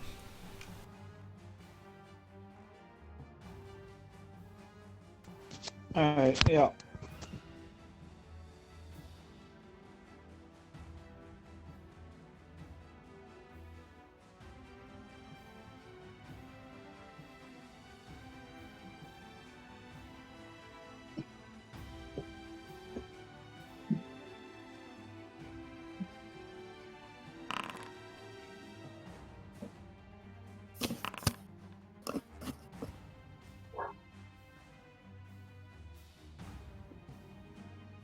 Okay, so Johaf goes up and tries to punch at this guy, and he ducks out of one but gets clocked in the face by another one. Are you gonna do anything else?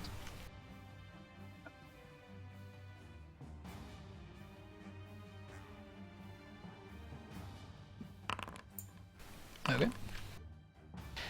You do a flurry of blows, but the cultist is too quick and moves and ducks out of the way each time you swing.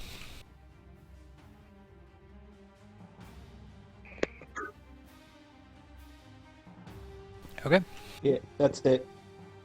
It is now the Hellhound's turn. He's going to attack Aaron. Using a fire breath.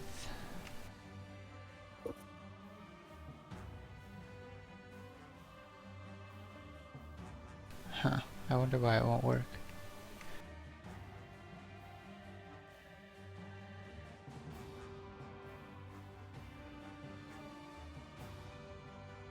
Oh, it's broken for some reason.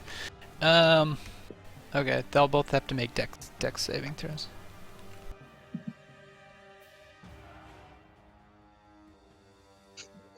Whoa. Is this shit broken? Is what broken? Like, I'm not seeing any rolls pop up. Are you guys? No. Yeah, no. The last thing I see is Delhuff's. Yeah. Likewise. Huh.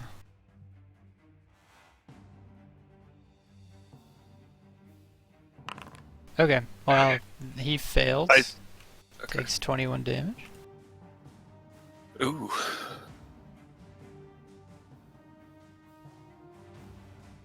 Damn it.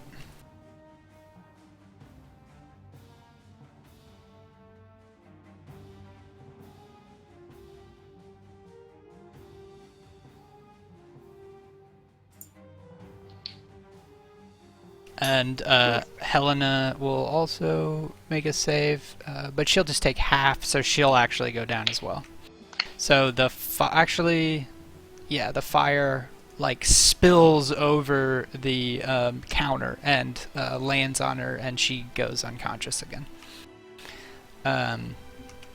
It is Isolde's turn. Alrighty.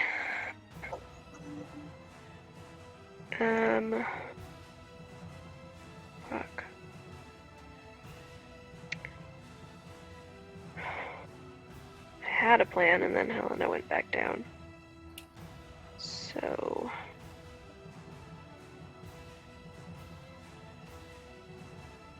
I guess I'll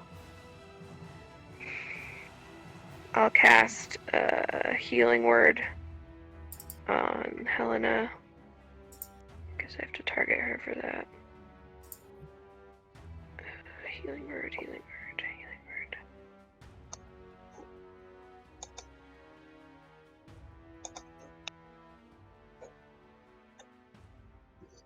At second level. Well, I'll do first level. So she heals for 6 plus 3. Wait. Yeah, so she doesn't have a lot of health, so you heal her to full, and she comes to again. This time she's like super exhausted. Alright, so that was my bonus action, and for my action, I will cast a cantrip, because that's just about all I can do, and I will Sacred Flame the guy in front of me. Okay. So let me just target him. He has to make a DC 15 Dex check.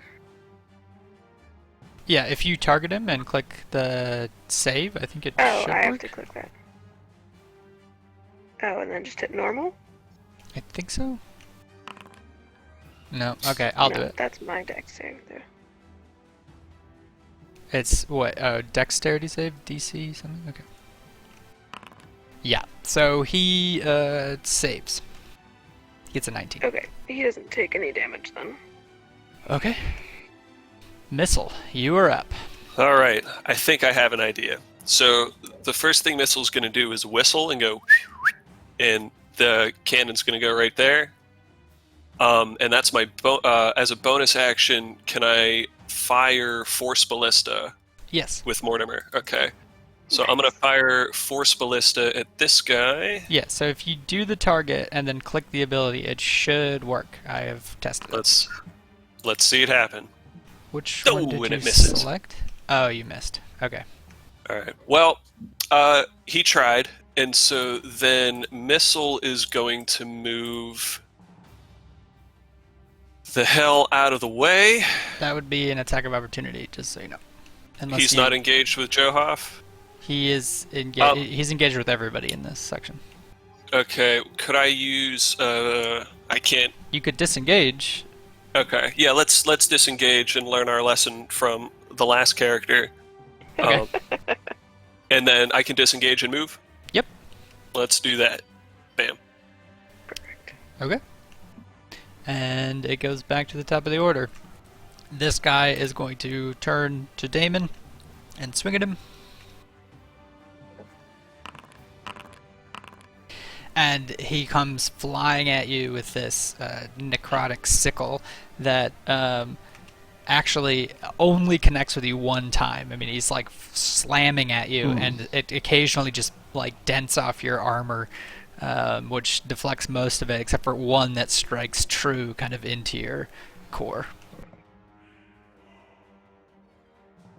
And Helena is going to use her turn to crawl and open this door and crawl back, like trying to hiding in safety. And it is now this guy's turn. And he is going to attack Bosner in kitty form.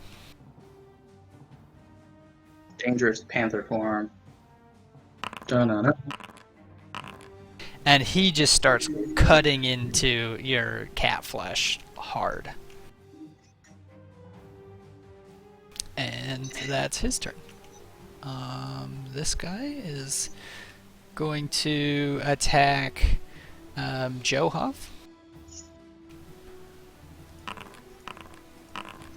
And he hits him for 2 hits. So this normally Johov is like able to duck out of the way, but these guys are extremely fast. And so he catches, 2 hits to the side. Bosner, you are up. Cool. I'm gonna bonus action. What is my D10? 7d10 plus 14. I'm gonna burn a 3rd level spell slot. Okay. As a bonus action, and heal 3d10. Okay, cool.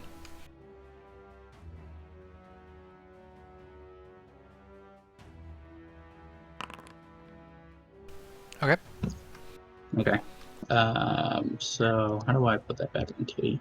Okay. I got it for you. Okay, cool. So, are you attacking? What are you doing for your Now I will do a pounce. You can't pounce at the range, but you can do a bite attack if you want. Can I not pounce this guy at the bar by Damon? You could, but you'd provoke 3 attacks of opportunity by running past all the other people, I think. Oh, okay. All right. Well, then I'll just bite this guy, I suppose, which is the meteor one. I think bite is that does more damage. Yeah, I believe so. Cool. Yeah, so he's been cutting into your flesh, and you like hunker down, use your druid abilities, and it like regenerates all of the fur and skin that he's carved off, and then you bite him on the leg, and it like goes deep. He starts bleeding on the floor. Nice. And it is Aaron's turn, and he is going to disengage and run back to this back room and kind of like stand at the door with his shield up. And Damon, it is Did he your make turn. his strength save? Oh, yeah. Let's do that.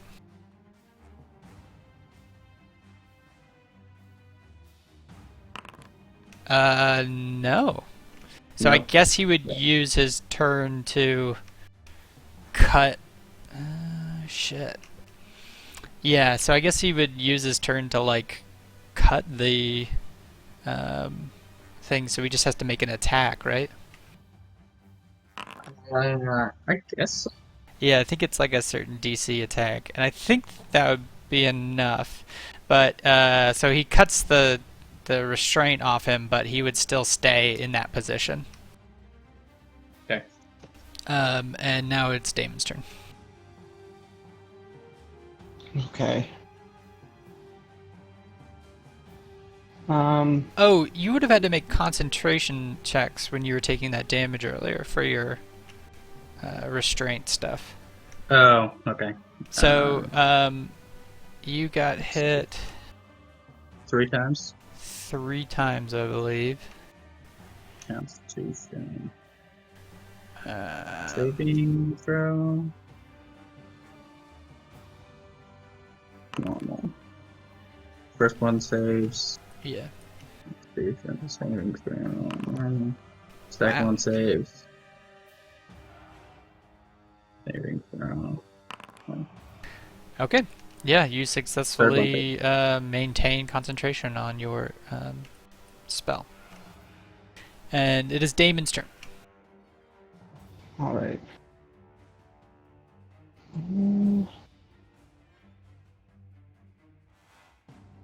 I think.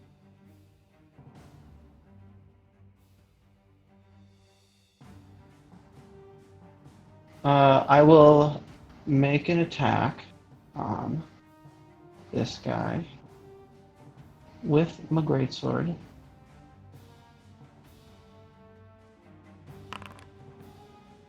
And you miss.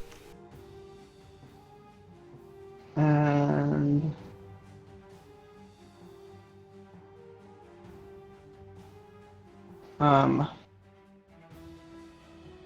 I will use my overclock to just swing at him again. Okay.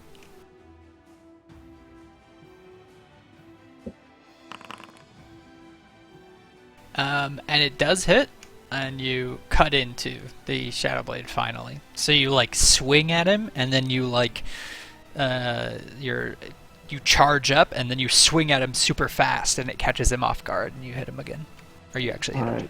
right. So for the restrained condition, do attack rolls get advantage? I don't think so, unless it says so. Does it say that? On roll 20 it does, but I don't have the player's handbook near me, so I can't check. I can look. I don't know if that would help. Yeah, it definitely would.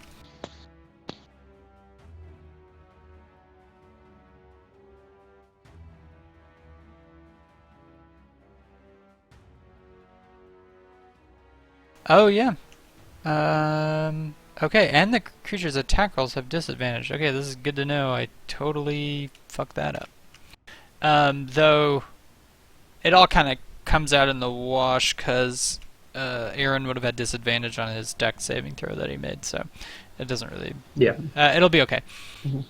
Everything will be fine. So yeah, why don't you roll another attack with advantage? We'll count that as the first attack, Damon. For Damon, Okay. roll another attack with advantage for your overclock thing. Okay.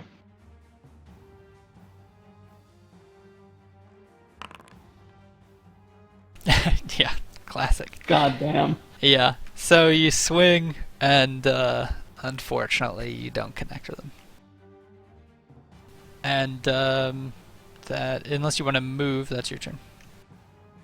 Yeah, no, I'm gonna stay here where I can be engaged with this guy. Okay. It's the cultist's turn, and the cult fanatic is going to cast Hold Person on Missile. The nerve. So it is a second level, so you must make a Wisdom saving throw. Come on. All right, hold on 1 second. You would do that. So I'm going to roll it, and I might need to react. So let me see here. How do I do that? Is it this? This is a saving throw? Yes. Normal. Okay. Is that... Well, as a reaction, I'm going to add +5 to it with my Flash of Genius. Yeah, okay. So, you can feel, like, the spell effect of the cultist, like, starting to take over your body, and, like, in a moment of pure genius, you, like, pull a little, like, liquid out of your pouch and just chug it, and it, like, all of a sudden starts to, like, undo all of the effects that were about to happen to you. Excellent. I look as though I'm being warmed by the fire. Yeah. Yeah. And it is Hayes' turn. I'm gonna move to the top of the stairs. Okay. Is the fanatic restrained, or did he succeed? They're all He's restrained. Okay, I'm gonna take a shot at the fanatic. You have advantage.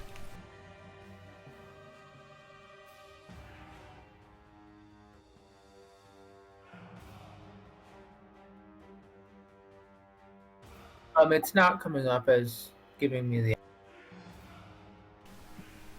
It popped up for me. There it is. Never mind. I got Yep. So you hit. Roll that sneak attack. Sweet sneak attack. Boom! So, walking to the top of the steps, you get into a good line of sight on that cultist, that cult fanatic, and you just hit him hard in the chest.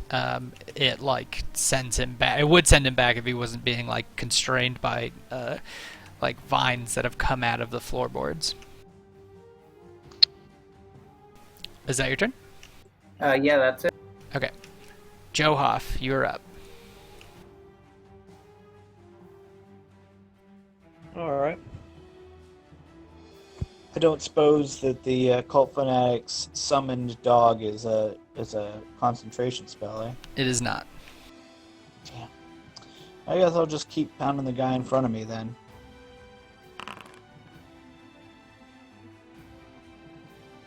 Yeah. So... Wait, oh, you haven't targeted him. Oh, shit. Should I just... Yeah, try if again? you alt-click on them to target them, and then just roll them again. There you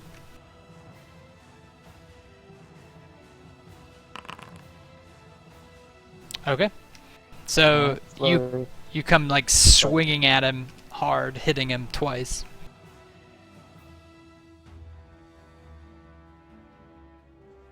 Yeah.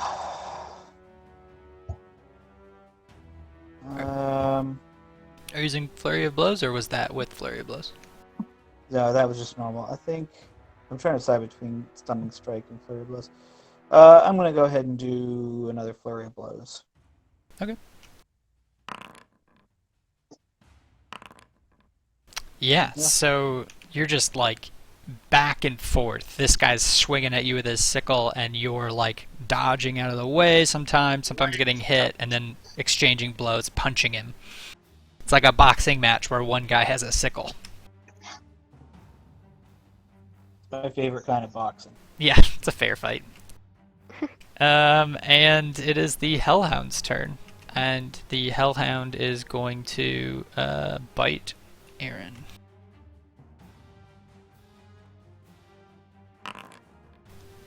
And he crits, like ripping into the back of Aaron's neck, and Aaron like hits the ground hard. Yikes. He is now unconscious. And it is Isolde's turn. Alright. Alright,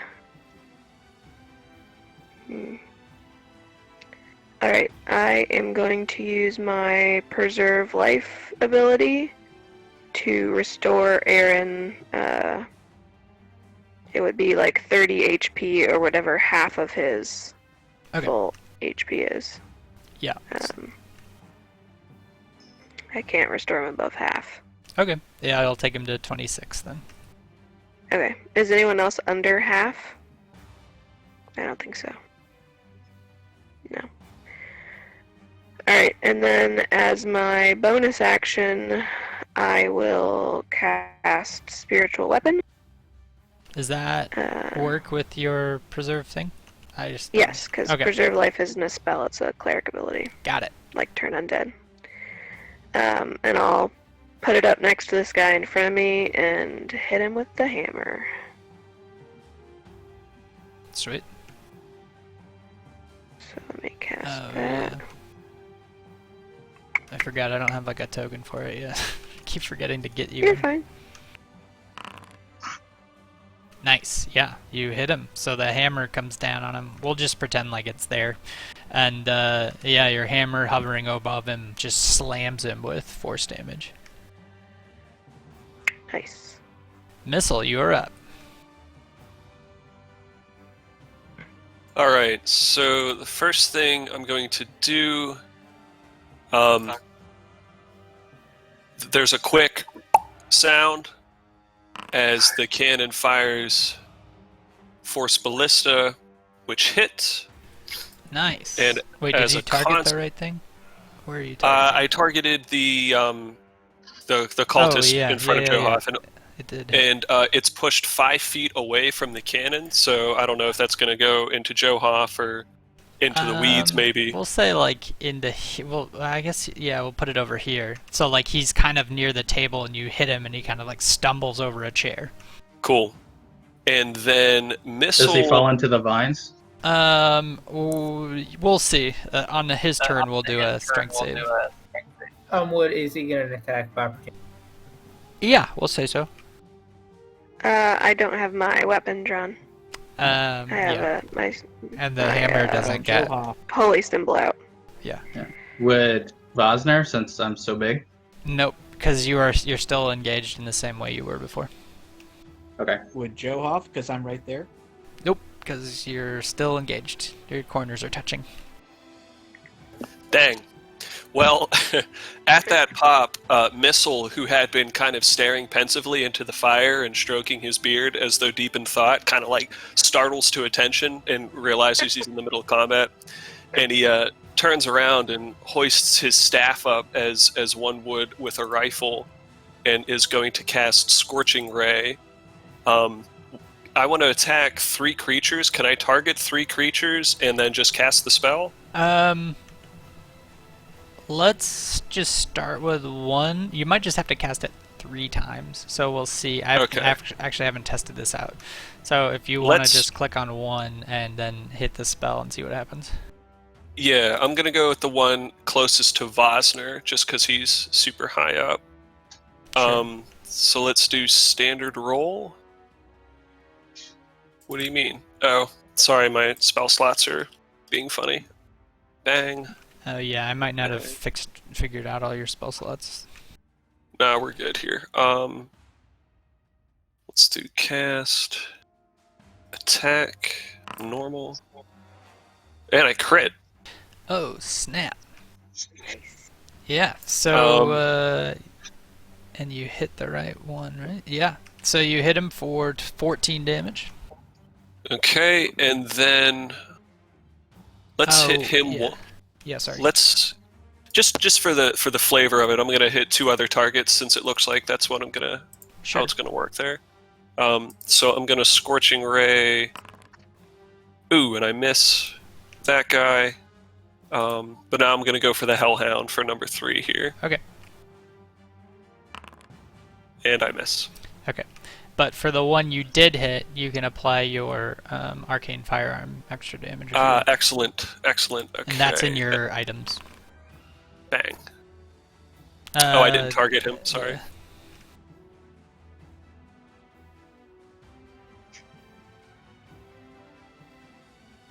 Should I target and roll again? Yeah, just target and roll again. Right. Sorry about that. It's fine. Yep. About the same. Cool. Yep. So, you guys witness Missile pulling out his like walking stick, which now looks more like a rifle, and he shoots his spell through it, and it has this more impact on the Shadow Blade near Vosner. The other ones duck out of the way as he's kind of shooting his rifle inside of this room, rapid fire. And it is the Shadow Blade's turn. This one's going to attack Damon again. Oh fuck! My whole screen went black. That's not good. We can still see. Yeah, it's not good when my screen goes black. Canvas failed, something. Oh shit. You should really invest in a nicer computer. Yeah, I really should. My bad. I'm gonna... Oof, I don't know if I restart this, will it fuck everything up? Okay, 1 second. Just kill everything real quick.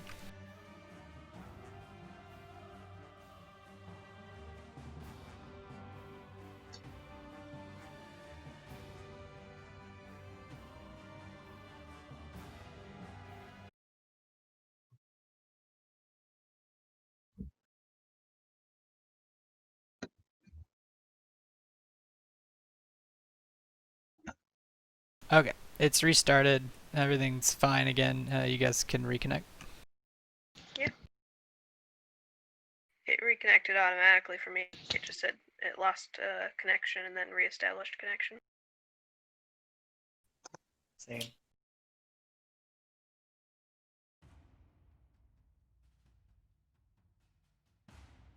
Cool. I don't know why the observer has hold of it.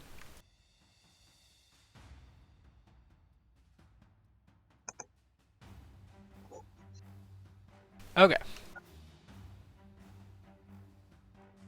It was right at the top of the turn, so that was convenient.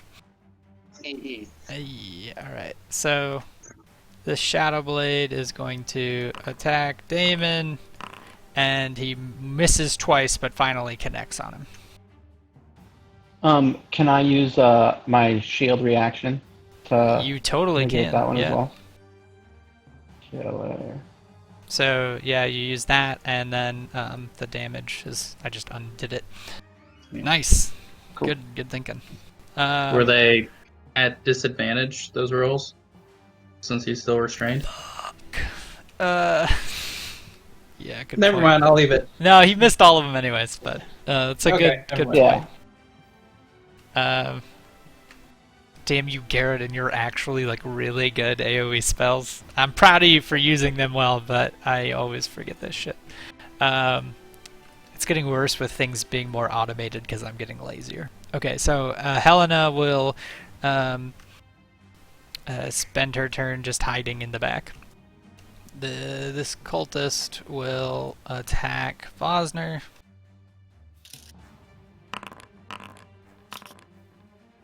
So he swings wildly at you again. The first two strike true, and then the last one misses.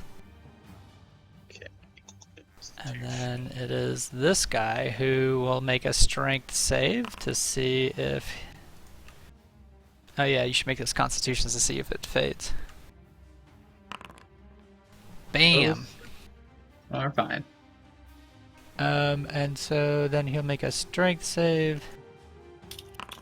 And he does, so he is not restrained, and he is going to attack you as well as Vosner. Who? This Shadow Blade next to you. Okay. And so as he knocks you out of that form, you take 1 damage on Vosner. I'll do that. And then he's going to attack Johoff with his third hit. And he hits. And that is his turn. Vosner, you're up. Okay. Let's see. Bonus action, giant tiger. Nice. Because why not? Oh.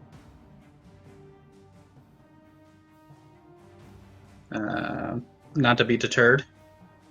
And then I will bite the guy in front of me. Okay.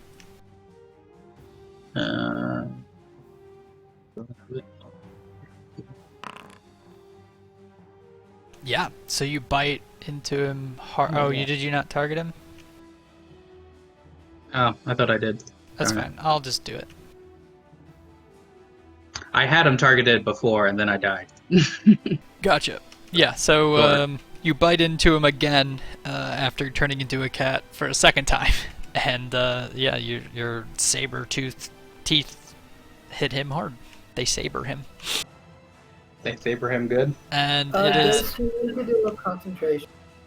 Oh. Yeah. So roll a concentration check. Yeah. Vosner. Strength, Constitution. Saving throw. Normal. Yep, you succeed. You keep your mind focused on your spell, and it still keeps going. Aaron Solaris on his turn is going to cast Lay on Hands on himself and heal himself up to full. And that will be his turn. Damon, you're up. Okay. I'm just gonna keep plugging away at this guy. Okay. So do I get advantage on this attack roll? You do. Yeah. Okay.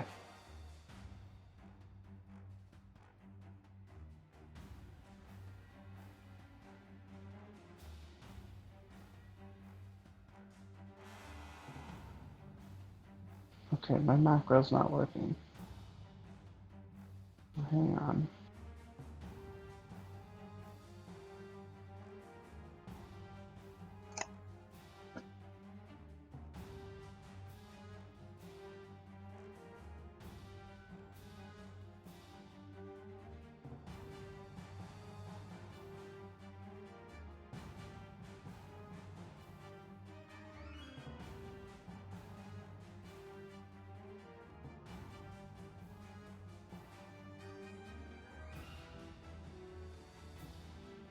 Okay, I'm not sure what's going on here.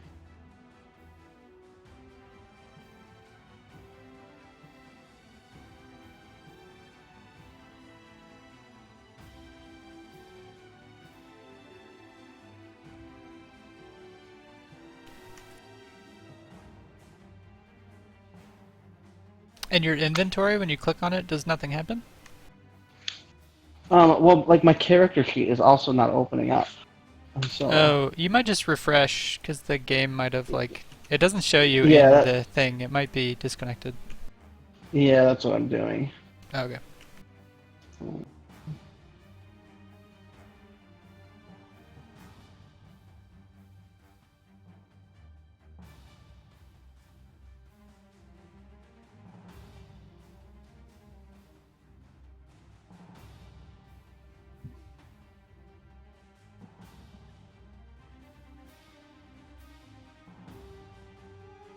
Yeah, now it just said you have lost connection to the server. But now it's reestablished, so...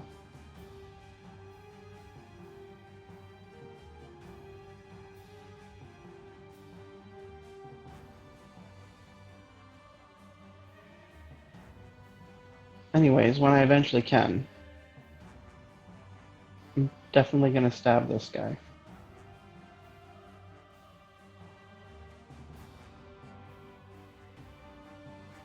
He looks pretty rough. Thanks.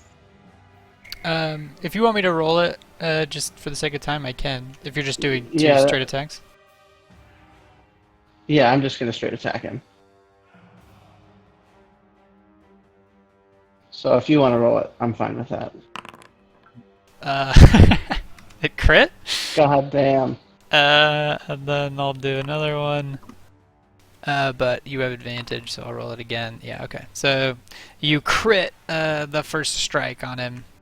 Oh shit, you don't have two attacks. I don't know why I was doing that. Yeah, So but the first one crit, so the that's first all I one care crit, about. and so yeah, nice. And it is now the cultist's turn, and the cultist is going to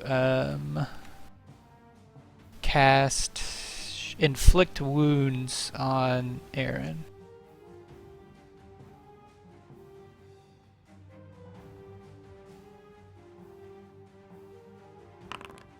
And he misses.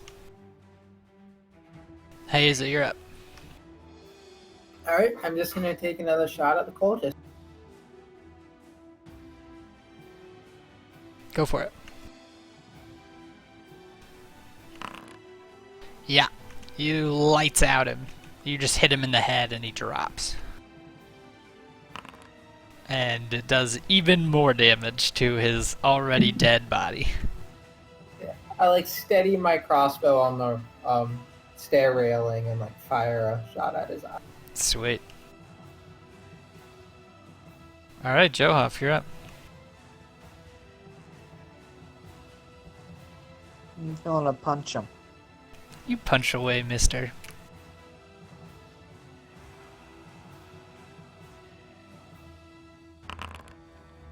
Boom, boom. Yeah, first hit connects. Flurry of blows. Another hit connects. Another hit connects. And he is just like getting pummeled as he's like slowly like kind of falling into the table covered in blood. And it is the Hellhound's turn. And the Hellhound is going to bite Aaron again.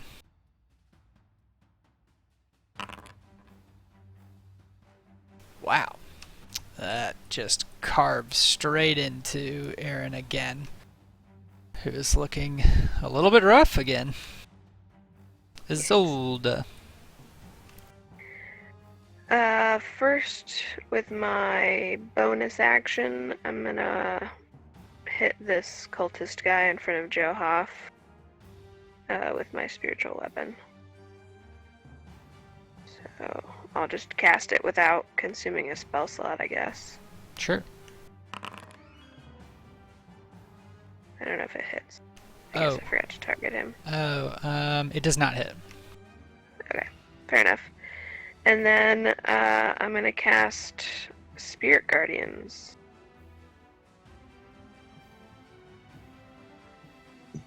So that's me. Whoa. Okay. So It's supposed to be on the start of their turn, though, I think, right? yeah.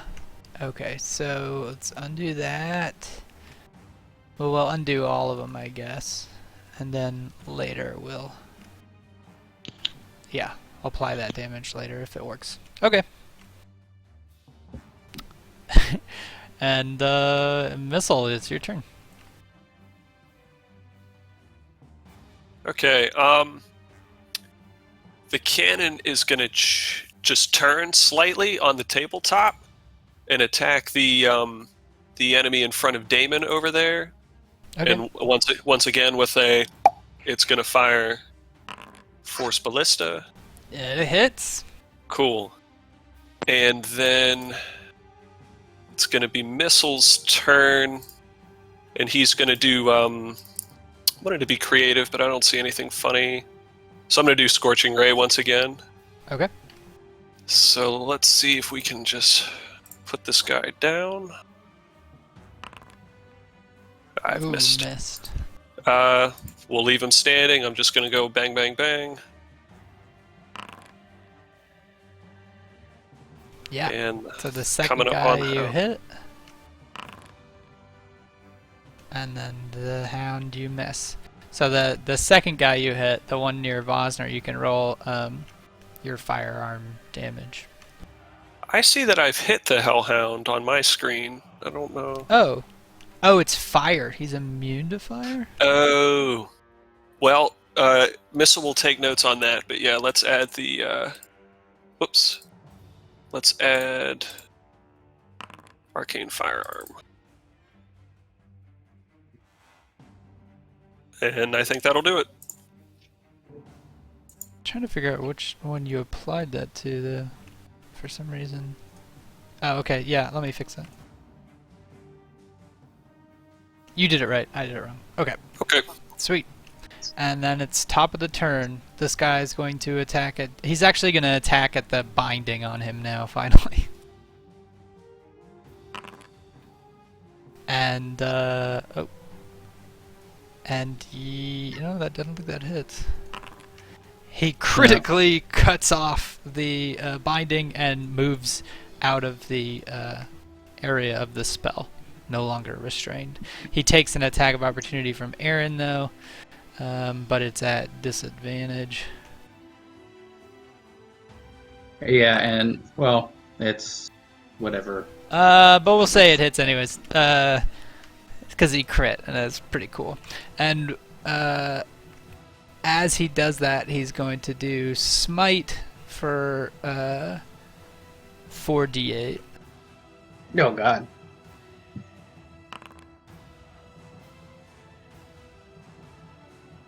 So, yeah, like a bunch of light emanates from Aaron's blade as the guy's running out of his range, and he cuts him in the back real hard. Um, Do I get an attack of opportunity on this guy that moved? no, you only get it if he like leaves your range. Okay. Helena is going to run up to this door and shut it, and then like move away because she's like trying to keep them out. And it is this Cyric Shadowblade who's going to attack Vosner's new kitty.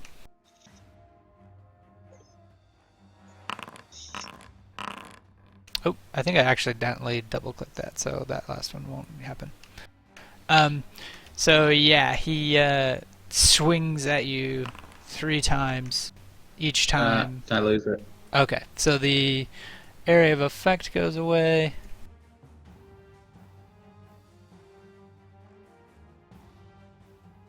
And everybody is free from their bindings in that area. It was just, actually, I don't even know if anybody was left that was still bound by it, so. But yeah, so he hits you 3 times. It is this Shadowblade's turn, and he is going to attack, not Vosner, but Johoff. What about spiritual guardians? Oh, yeah. Okay, hold on. Let's undo that. And let's do Spiritual Guardian. So what's the save on that?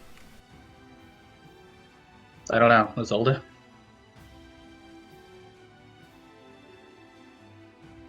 Are you muted? Sorry, I was muted. Yeah. Yeah. What's the save? For Spirit Guardians. Mm-hmm.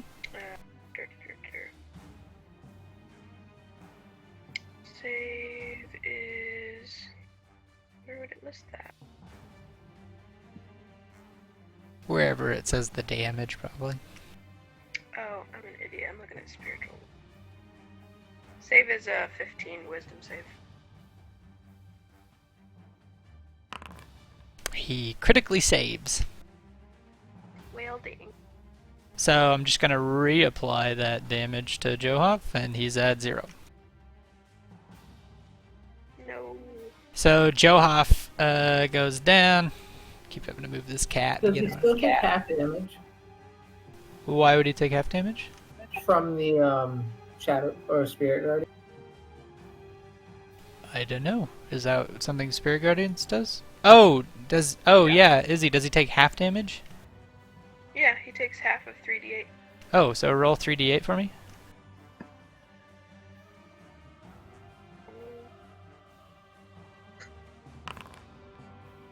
Okay, so he takes 8.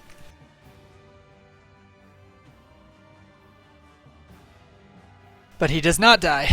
And I'm just going to put Johoff there so it's easier to see. Johoff is unconscious now after getting hit hard by the Cyric Shadowblade, who is like, they're both Johoff and this guy are like at death's door. They've been just exchanging blows back and forth nonstop. And it is Vosner's turn. Nice.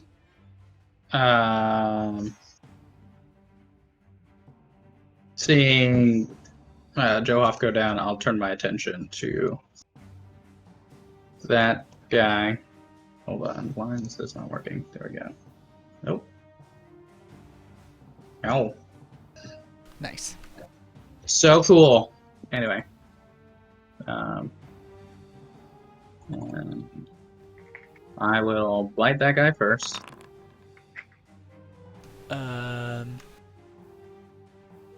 Yeah.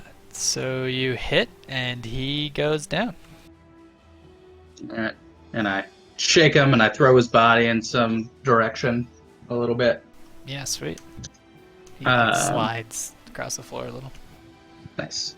And then I will use a second level spell slot to regain some health. Okay. Oops. I got a spell. 2d10. So I gained 10 life back. I added it to it. And Cool. it is Aaron's turn, and he is going to attack this Hellhound.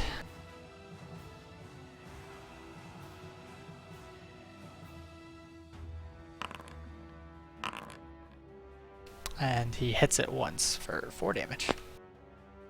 And it is Damon's turn. Okay. Damon's just gonna keep at it with this guy.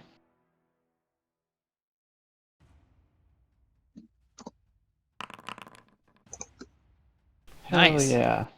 Holy shit. That's like Damn. the most epic crit ever. 2 6s and a 5? Oh my god. Yeah, so Alright. you fucking carve deep into him, and he is like at death's door right now. It is the cult fanatic's turn. He's dead. It is Hayeza's turn. Can I make an acrobatics check to see if I can jump off over the stairs and onto the ground? Sure, yeah.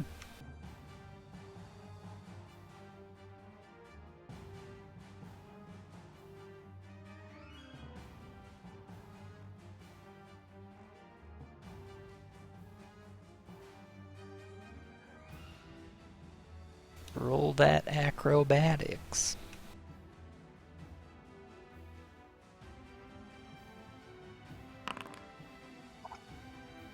Yeah, you jump over the rail with ease.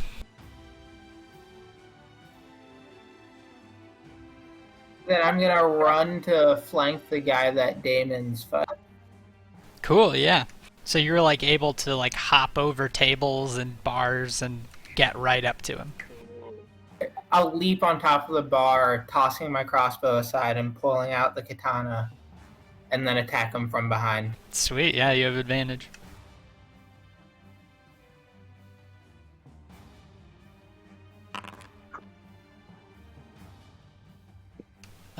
It hits, and you... Oof. Yeah, so you, like, go to cut deep into him, and you, like, slash him across the back, and he lets out, like, this scream. And, but he does not die. A big splash of blood, like, hits the floor. That's my turn. It is Johuff's turn. Make a death saving throw. I do that from my character sheet. I think you can, but I'm not sure. Oh, I see it. I see. Hey! Oh, He comes back to life on his turn. I think that's at the start of your turn, so you can actually do your turn now. Oh fuck! I'm gonna go kill somebody. As long as it's not Isolda. please no. So, All right. I'm gonna run over to that guy between Damon and Hayeza. I could do that without any. yeah. Any, Well, you were prone, so you have to use your movement to get up, but I remember your Drunken Master stuff makes it so you can, like... I don't think you actually... Yeah, like, you can just, like, flip up. Yeah. If at most it takes like a fraction of my movement, and I can easily still make it over there. Yeah. So you... Okay. You run all the way over there? I tip up to my feet and run over, and I punch this guy. Nice. And he is alive still. Just barely. Oh, And you missed the second strike. Flurry of blows. Miss. Miss! No. This guy is just my like god. surrounded on all Wow. sides, jumping out of the way as much as he can. you're like hardly conscious. Yeah, he's barely hanging in there. All of his training is just trying to deflect all your attacks. And it is the Hellhound's turn. And he is going to bite Aaron again.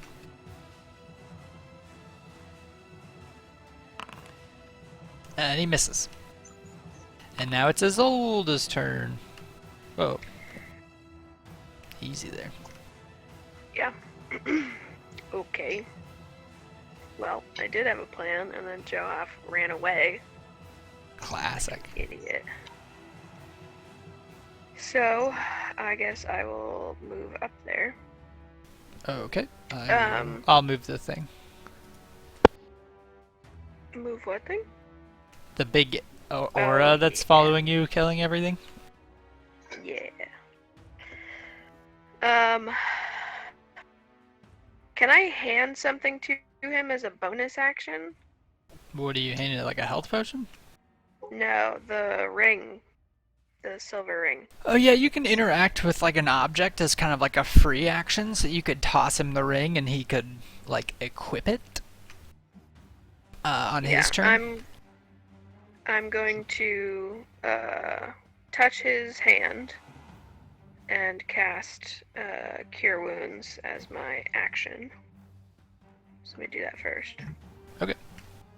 But I'm gonna slip the ring into his hand and tell him to put that on. Cure Wounds. I guess just first level. Okay. But it's plus another 3, so 15 total for a Blessed Healer. Okay. Yeah, he's healed up.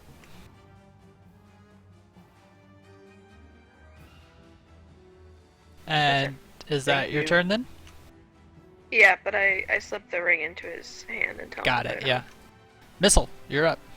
All right. So, Missile is going to cast at second level Levitate on the Hellhound. How tall are the ceilings in this building we're in? In this part, about 20 feet tall. Okay, I'm gonna levitate it. I can levitate it up to 20 feet, but I'm gonna do 15 just so that there's like nothing in its vicinity. Okay. And according to levitate, it should be unable to move because it can only move if there's some solid object that it Yeah. can push off of. It gets to make a saving throw against that though. Um. Yeah, something in there. It's like either charisma or something, but it's your. Oh, an against- unwilling creature that succeeds on a Constitution saving throw is unaffected. Okay, yeah. So let's see if it does that. It does not. Okay, so it's just going to hang there floating. Missile is going to chuckle a little bit and whistle at the cannon, who is, as a bonus action, going to force Ballista, that Hellhound. Oh, and I didn't target, sorry. That's fine. I'll just apply. Okay. Yeah, so it's flying in the air and then you shoot it like a dummy, like a target dummy, just flying in there. Yeah, and you hit it. You strike it with the spider. It's a pretty And cool I chuckle. combo. Yeah. Yeah. That's kind of what Haeza was trying to get him to do earlier. Hellhound plate. What's the difference? That's right. This guy is going to, who's like surrounded now, is going to attack Damon. Does he have to start with the Oh, that's save right. for the- Yeah, and you know what? His health is low enough that even if he succeeded, he would die. So he goes down, and that's his turn. Helena is safe inside this room. This Shadow Blade is going to attack Vosner. Actually, seeing the other two gone, he is going to cast Dimension Door and Vanish. And we can just say, for the sake of time, that you guys are able to kill the Hellhound. And it's at that moment that combat ends, but you realize that the door has been barred and the building is starting to fill with smoke. Fuck. What does this noise happen to us? These cultists are a little, one-trick pony, Yeah. Put you in building, light it on fire. Mm-hmm. So which door has been barred? The main door? Yes. But we can't see where the source of the fire is? It looks like the walls are starting to billow with smoke, so the whole exterior of the building seems to have been torched by fire and magical fire. Are there any open windows? No. When we were upstairs, did it look like the other buildings were close? Like, could we jump out an upstairs window? As soon as you're asking that, Helena comes and opens the door, having seen that there's smoke, and says, "There's a back exit. Follow me." And I collect the crossbow real quick and then follow. yeah. Okay. Is there any time for Damon to like search the bodies for like any like evidence or like clues to like anything that's happening at all, like why they would have shown up here, why they want these papers? Yeah, you do like a quick investigation, and they don't have anything on them. It's basically just like their robes and their weapons and some gold. And so they like a collective of about 15 gold. And Helena leads you guys to a back area where there should be a door. I don't know where the fuck it is, but there's a door, and it leads down into a like lower entrance into the building. And you guys are here. Whoa. Well, And yes. And let me change the music because that's not what I want to play. I'm gonna still be in my tiger form just in case. So now that you guys are safely under the building and things are like calming down, Helena, who looks like absolute shit because she was just like hit hard, turns to you guys and is like, "I don't know why they attacked us. Do you guys know why? Do you think they followed you?" I'm not sure if they followed us, but somehow they received the same information that I did, which was that Miliardo had left letters here. And did you get those letters? I do, I have them, and I'll open my prayer book again where I had shoved them in there. Can I see them? I would rather not. Smart. And I'll close Okay. the book again and put it back. I understand. Well, the exit from here is not very far. It should lead us to the Mossstone Market. There's a entrance over there into the sewer that we can go to. Thank you for your help in there. I fear that the whole building will probably go down in fire, but at least you were able to save each other and Aaron and I. Yes, I'm sorry about the building. Yes, well, buildings can be rebuilt. I'm surprised, though, nobody's ever shed blood in that building before. Normally, it's kind of considered a, I don't know, neutral zone for all things concerning criminal gangs, but again, those cultists kind of operate outside the bounds of normal laws and even crime laws. Do you know what reason the cultists would have for wanting this information? No, but whoever they're working for sure wants to hide anything that Miliardo can put forth for evidence. Seems like it. Yes. And like Aaron, who is like super beat to shit, is just kind of like sitting with his back against the wall, like just trying to recover. And he just Is kind he of injured? yeah, fairly injured, but not like he's gonna bleed out or anything. Okay.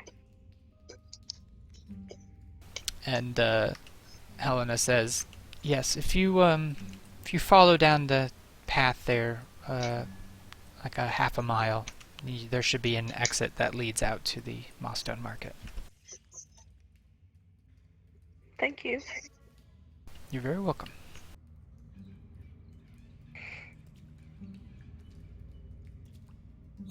Missile, having been giving directions to leave, just says, "So long, strangers," and begins to head up the way. Yeah. I will also move to leave. Okay. I ask her if she will be able to read. She looks at you and just says, "Oh yeah, that place was a shithole. We have plenty of money saved up. We'll just rebuild somewhere else." Can I give her the 15? Can I give her the 15 gold I found on cultists? She like waves it away, like, "Don't worry about it." All right. Seeing Damon make that gesture of curiosity, Missile takes out his notebook and begins writing frantically. Strange, generous robots.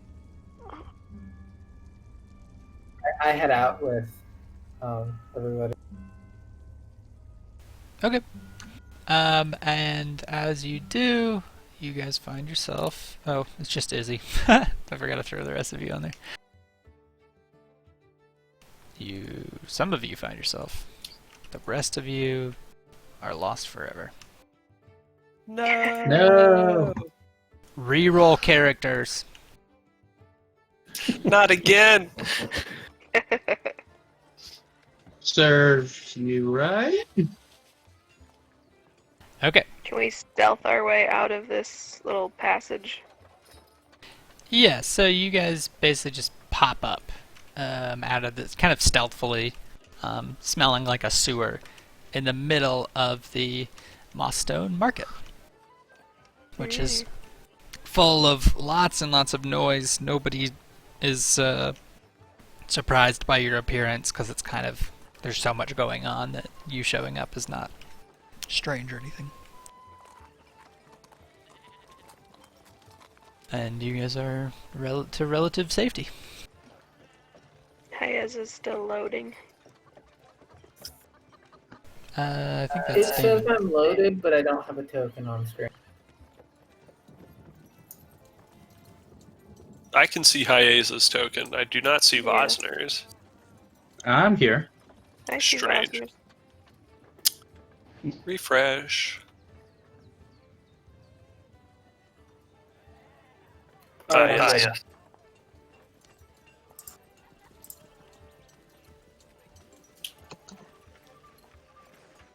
Alright, guys.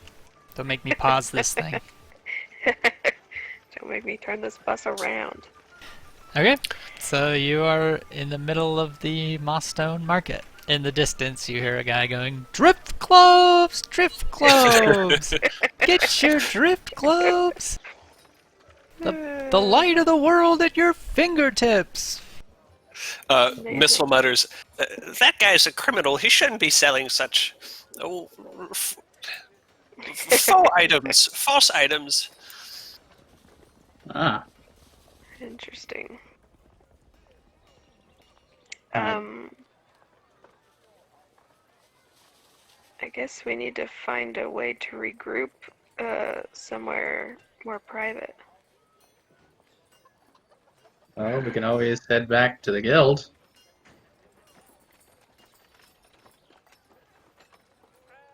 Yeah.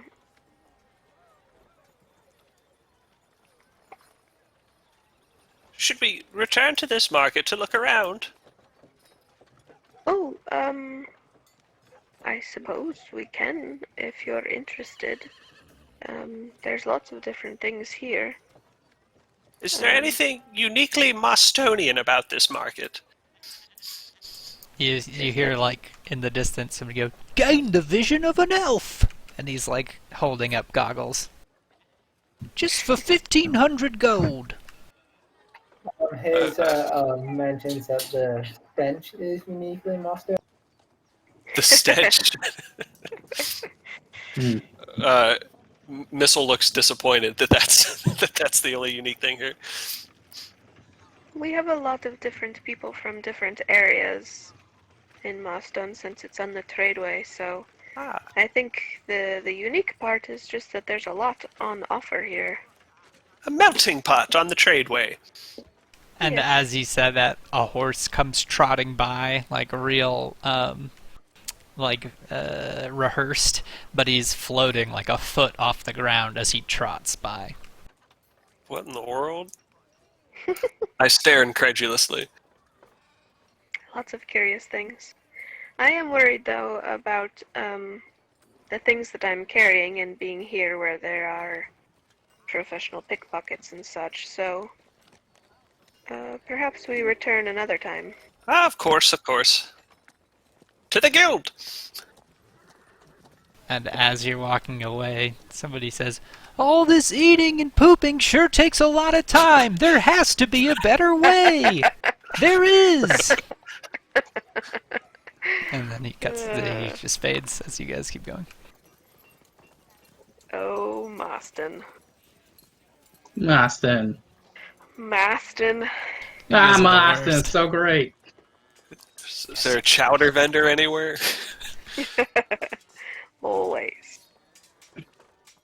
Okay. Yeah, so you guys are just going back to the guild? Yeah. I think so. At least to deposit the letters in my lockbox.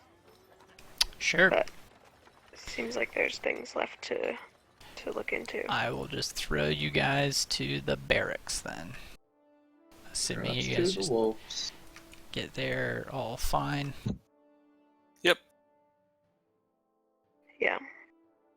So I'll pull the letters out once we're there and in safety and kind of look at them one more time. Yeah, do you have access to them, or did I only show them to you? You just showed them to us. Okay, I will share them with you now that you have them.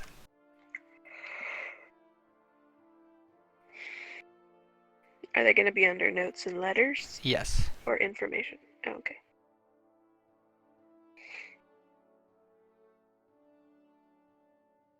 So we kind of followed that line of information. So we know what Miliardo was doing and who the woman was that he said he would be framed for the murder of. And I'm not really sure where to look next, except maybe the manors that were burnt down. If the other Lockwater sons are still missing, I don't know. I feel like if Miliardo didn't do this, then they're probably the next most likely people. Missile Yeah. would. Sorry, Missile would probably say, I'm not quite sure who this Mayardo fellow is and what he's up to, but there's likely to be evidence at the scene of the crime. Isa says that we should go to the burn down manor. I agree that would be most prudent. I think that would be a good idea, but I'm looking pretty rough there, friends. I mean, we can take a short rest. Take a little bit, but yeah. Now, it says from these letters that Miliardo already knew that Aaron's brothers had left suddenly. So she must have told him that before she died or disappeared. So in the timeline of things, they disappeared first, I guess. Haeza suggests that maybe Jooff should try to talk to Big Pete because the cultists were there and they're related to the Silver Crabs, so Big Pete might know something. And Johoff's really the only one on speaking terms with Big. Yeah, well, I can ask around maybe a little bit, see what people knows.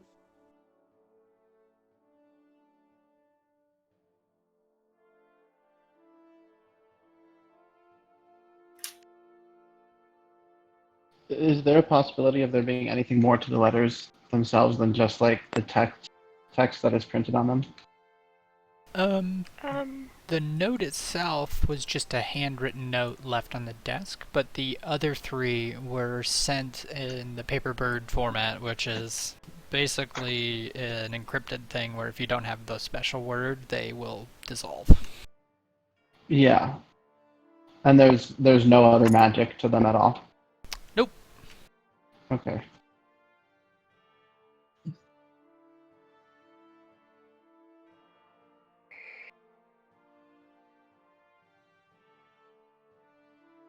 I don't know, I'm trying to see if there are any other clues here, but I think that maybe Hayeza is right, that we should see what the connection is with the cultists first. Because if we can prove, for instance, that the cultists are working with the Lockwaters, then that would be good evidence for us.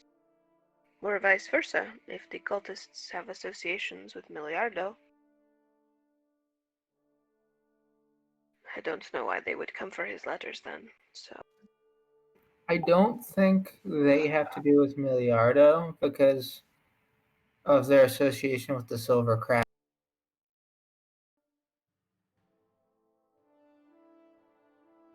Wait, Right, the because cultists... Miliardo works with the other Just one. meta moment, real quick. It's they're actually their association was with the Crimson Rats. Oh yeah, Right. Red. But since he's associated with the crabs more than the rats. Right. Yeah, so I think it is probably more likely that they are associated with the Lockwaters. Or who knows? Maybe it's the Vaudrys, maybe there's someone else. Who knows? But I am quickly running out of clues.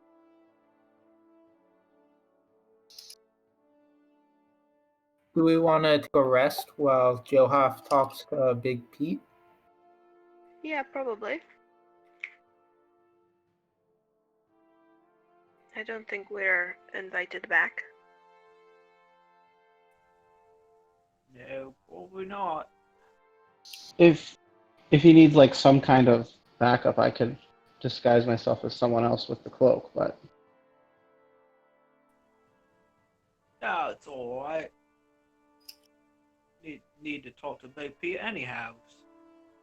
Gotta sort out this blood pit situation anyway.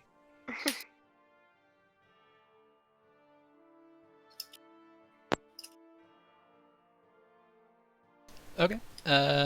Do you guys want to take a rest while Joab goes to talk with Big Pete? I suppose so. yeah. I don't really need to take a rest. But I'm sure I can find something to do in the guild. Sure. Okay. Well, then let me load up the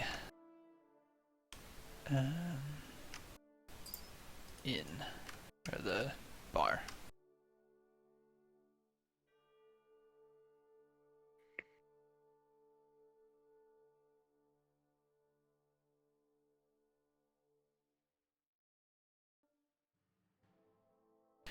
Okay, remove those.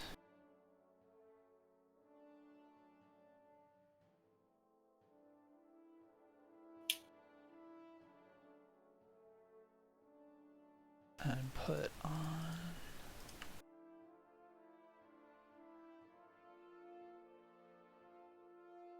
Okay, so I'll transfer it to that screen, and it should just look like Johoff.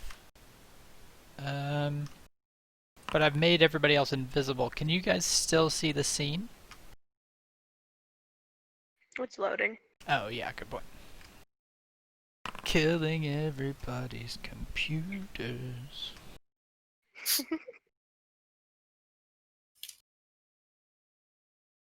I feel like this is probably what was happening in Roll20. It's just it didn't give me any feedback when, like, it didn't tell me that you guys were like slowly loading each scene. Or is I this? don't have a token with vision, so So you guys, it's only black for you guys? Yes. Yeah. Mhm. Fuck. All right. Well, then you guys are here, but not here. Oh wait, no, No, I can see it now. I just added you. Oh, well, that's why then. Yeah. So, you're not in this scene, but, yeah, Joe Hoff is.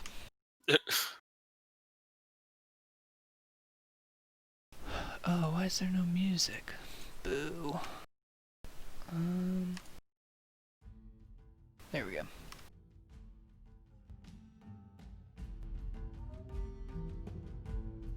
Okay. So, Right. Joe Hoff walks in the door, and nobody even looks up as he comes in. He's kind of a regular, anyways. Albeit looking a little worse for the wear at the moment. Yeah, kind of rough. With one point of exhaustion, I guess. Yeah, do you still get the point of exhaustion if you crit your death save? You know, I kind of want to say no, but I also, nah. I think you still do. I mean, you did Yeah, get 'cause it to like added- go from being unconscious to being totally awake. Do like one of those cool kick up things where you like get yourself to your feet without your hands, and then like run and punch something. So that's already pretty epic. That's fair. Well, yeah, I thought it added it to my sheet, but it actually hasn't added it, so I'm adding it now. There we go.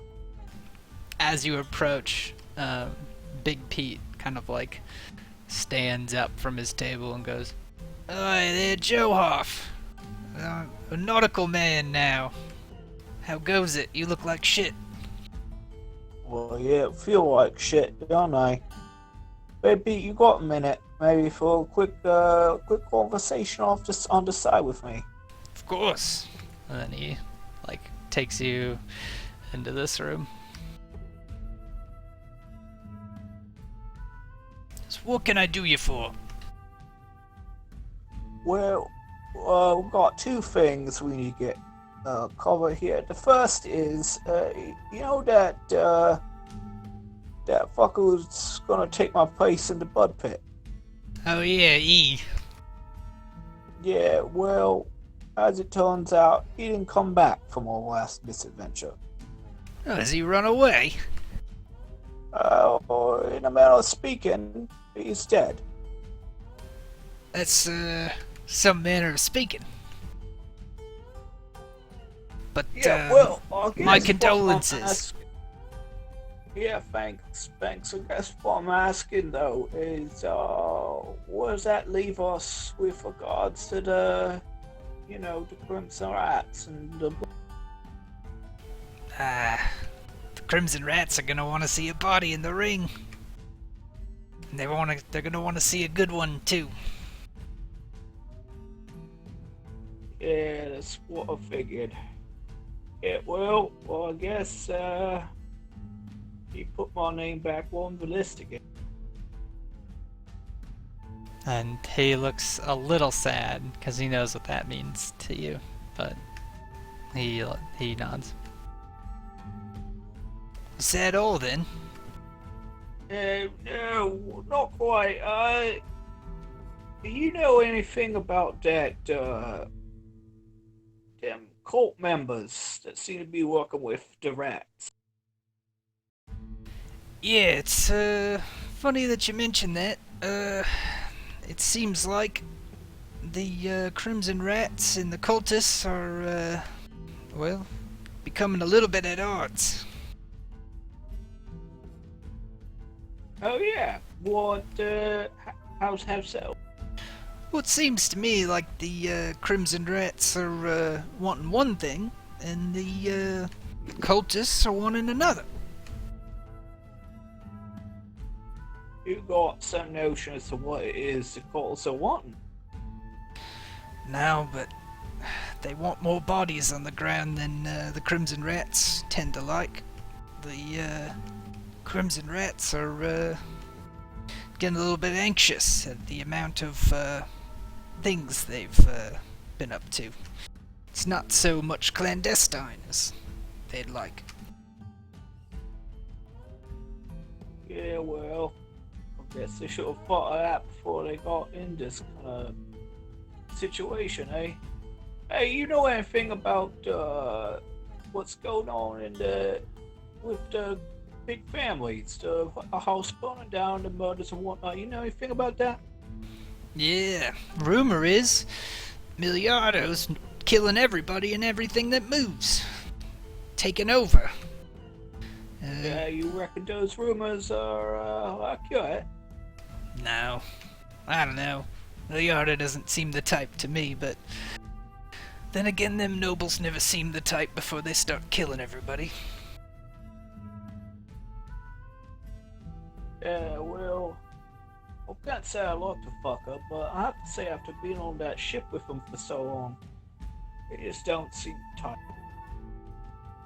Yeah.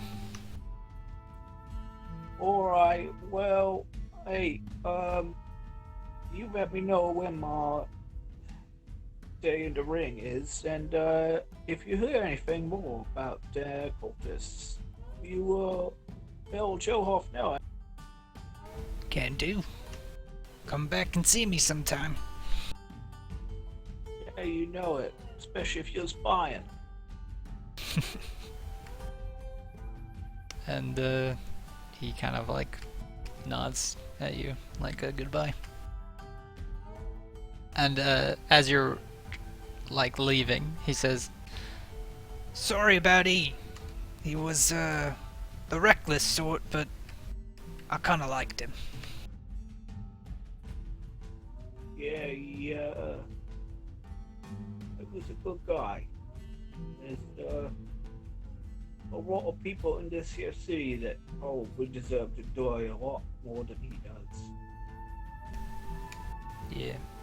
How'd he die?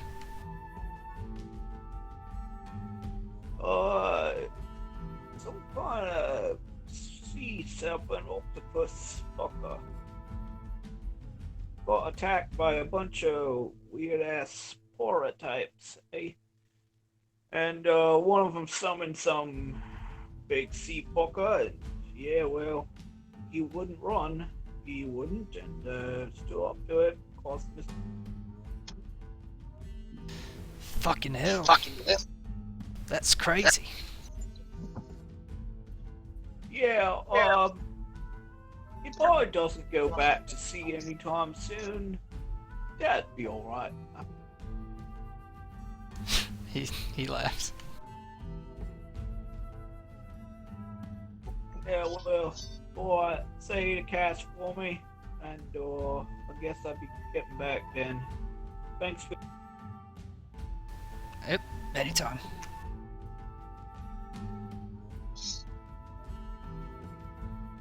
Okay. Is there anything else you guys want to do? Otherwise, we can kind of call it here if you want.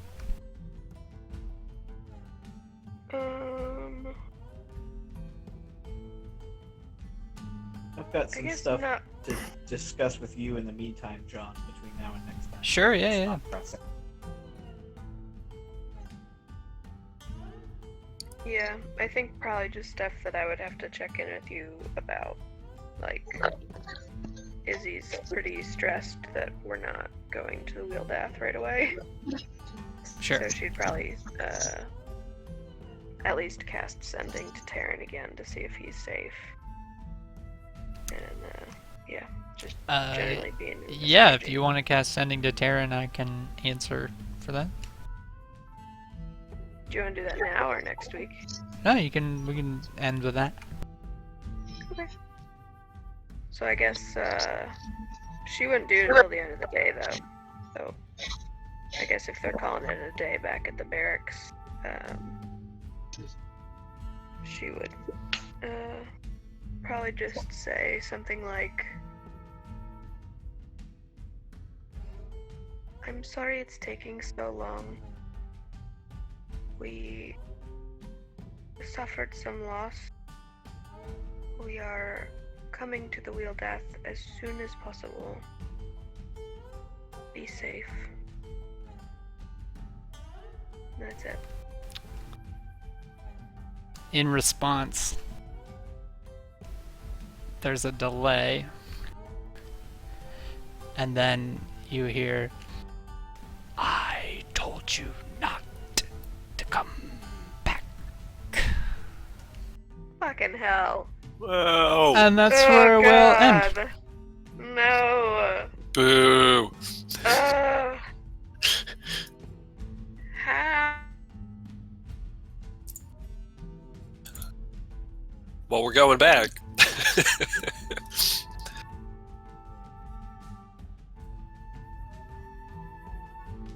That's crazy. That jackass.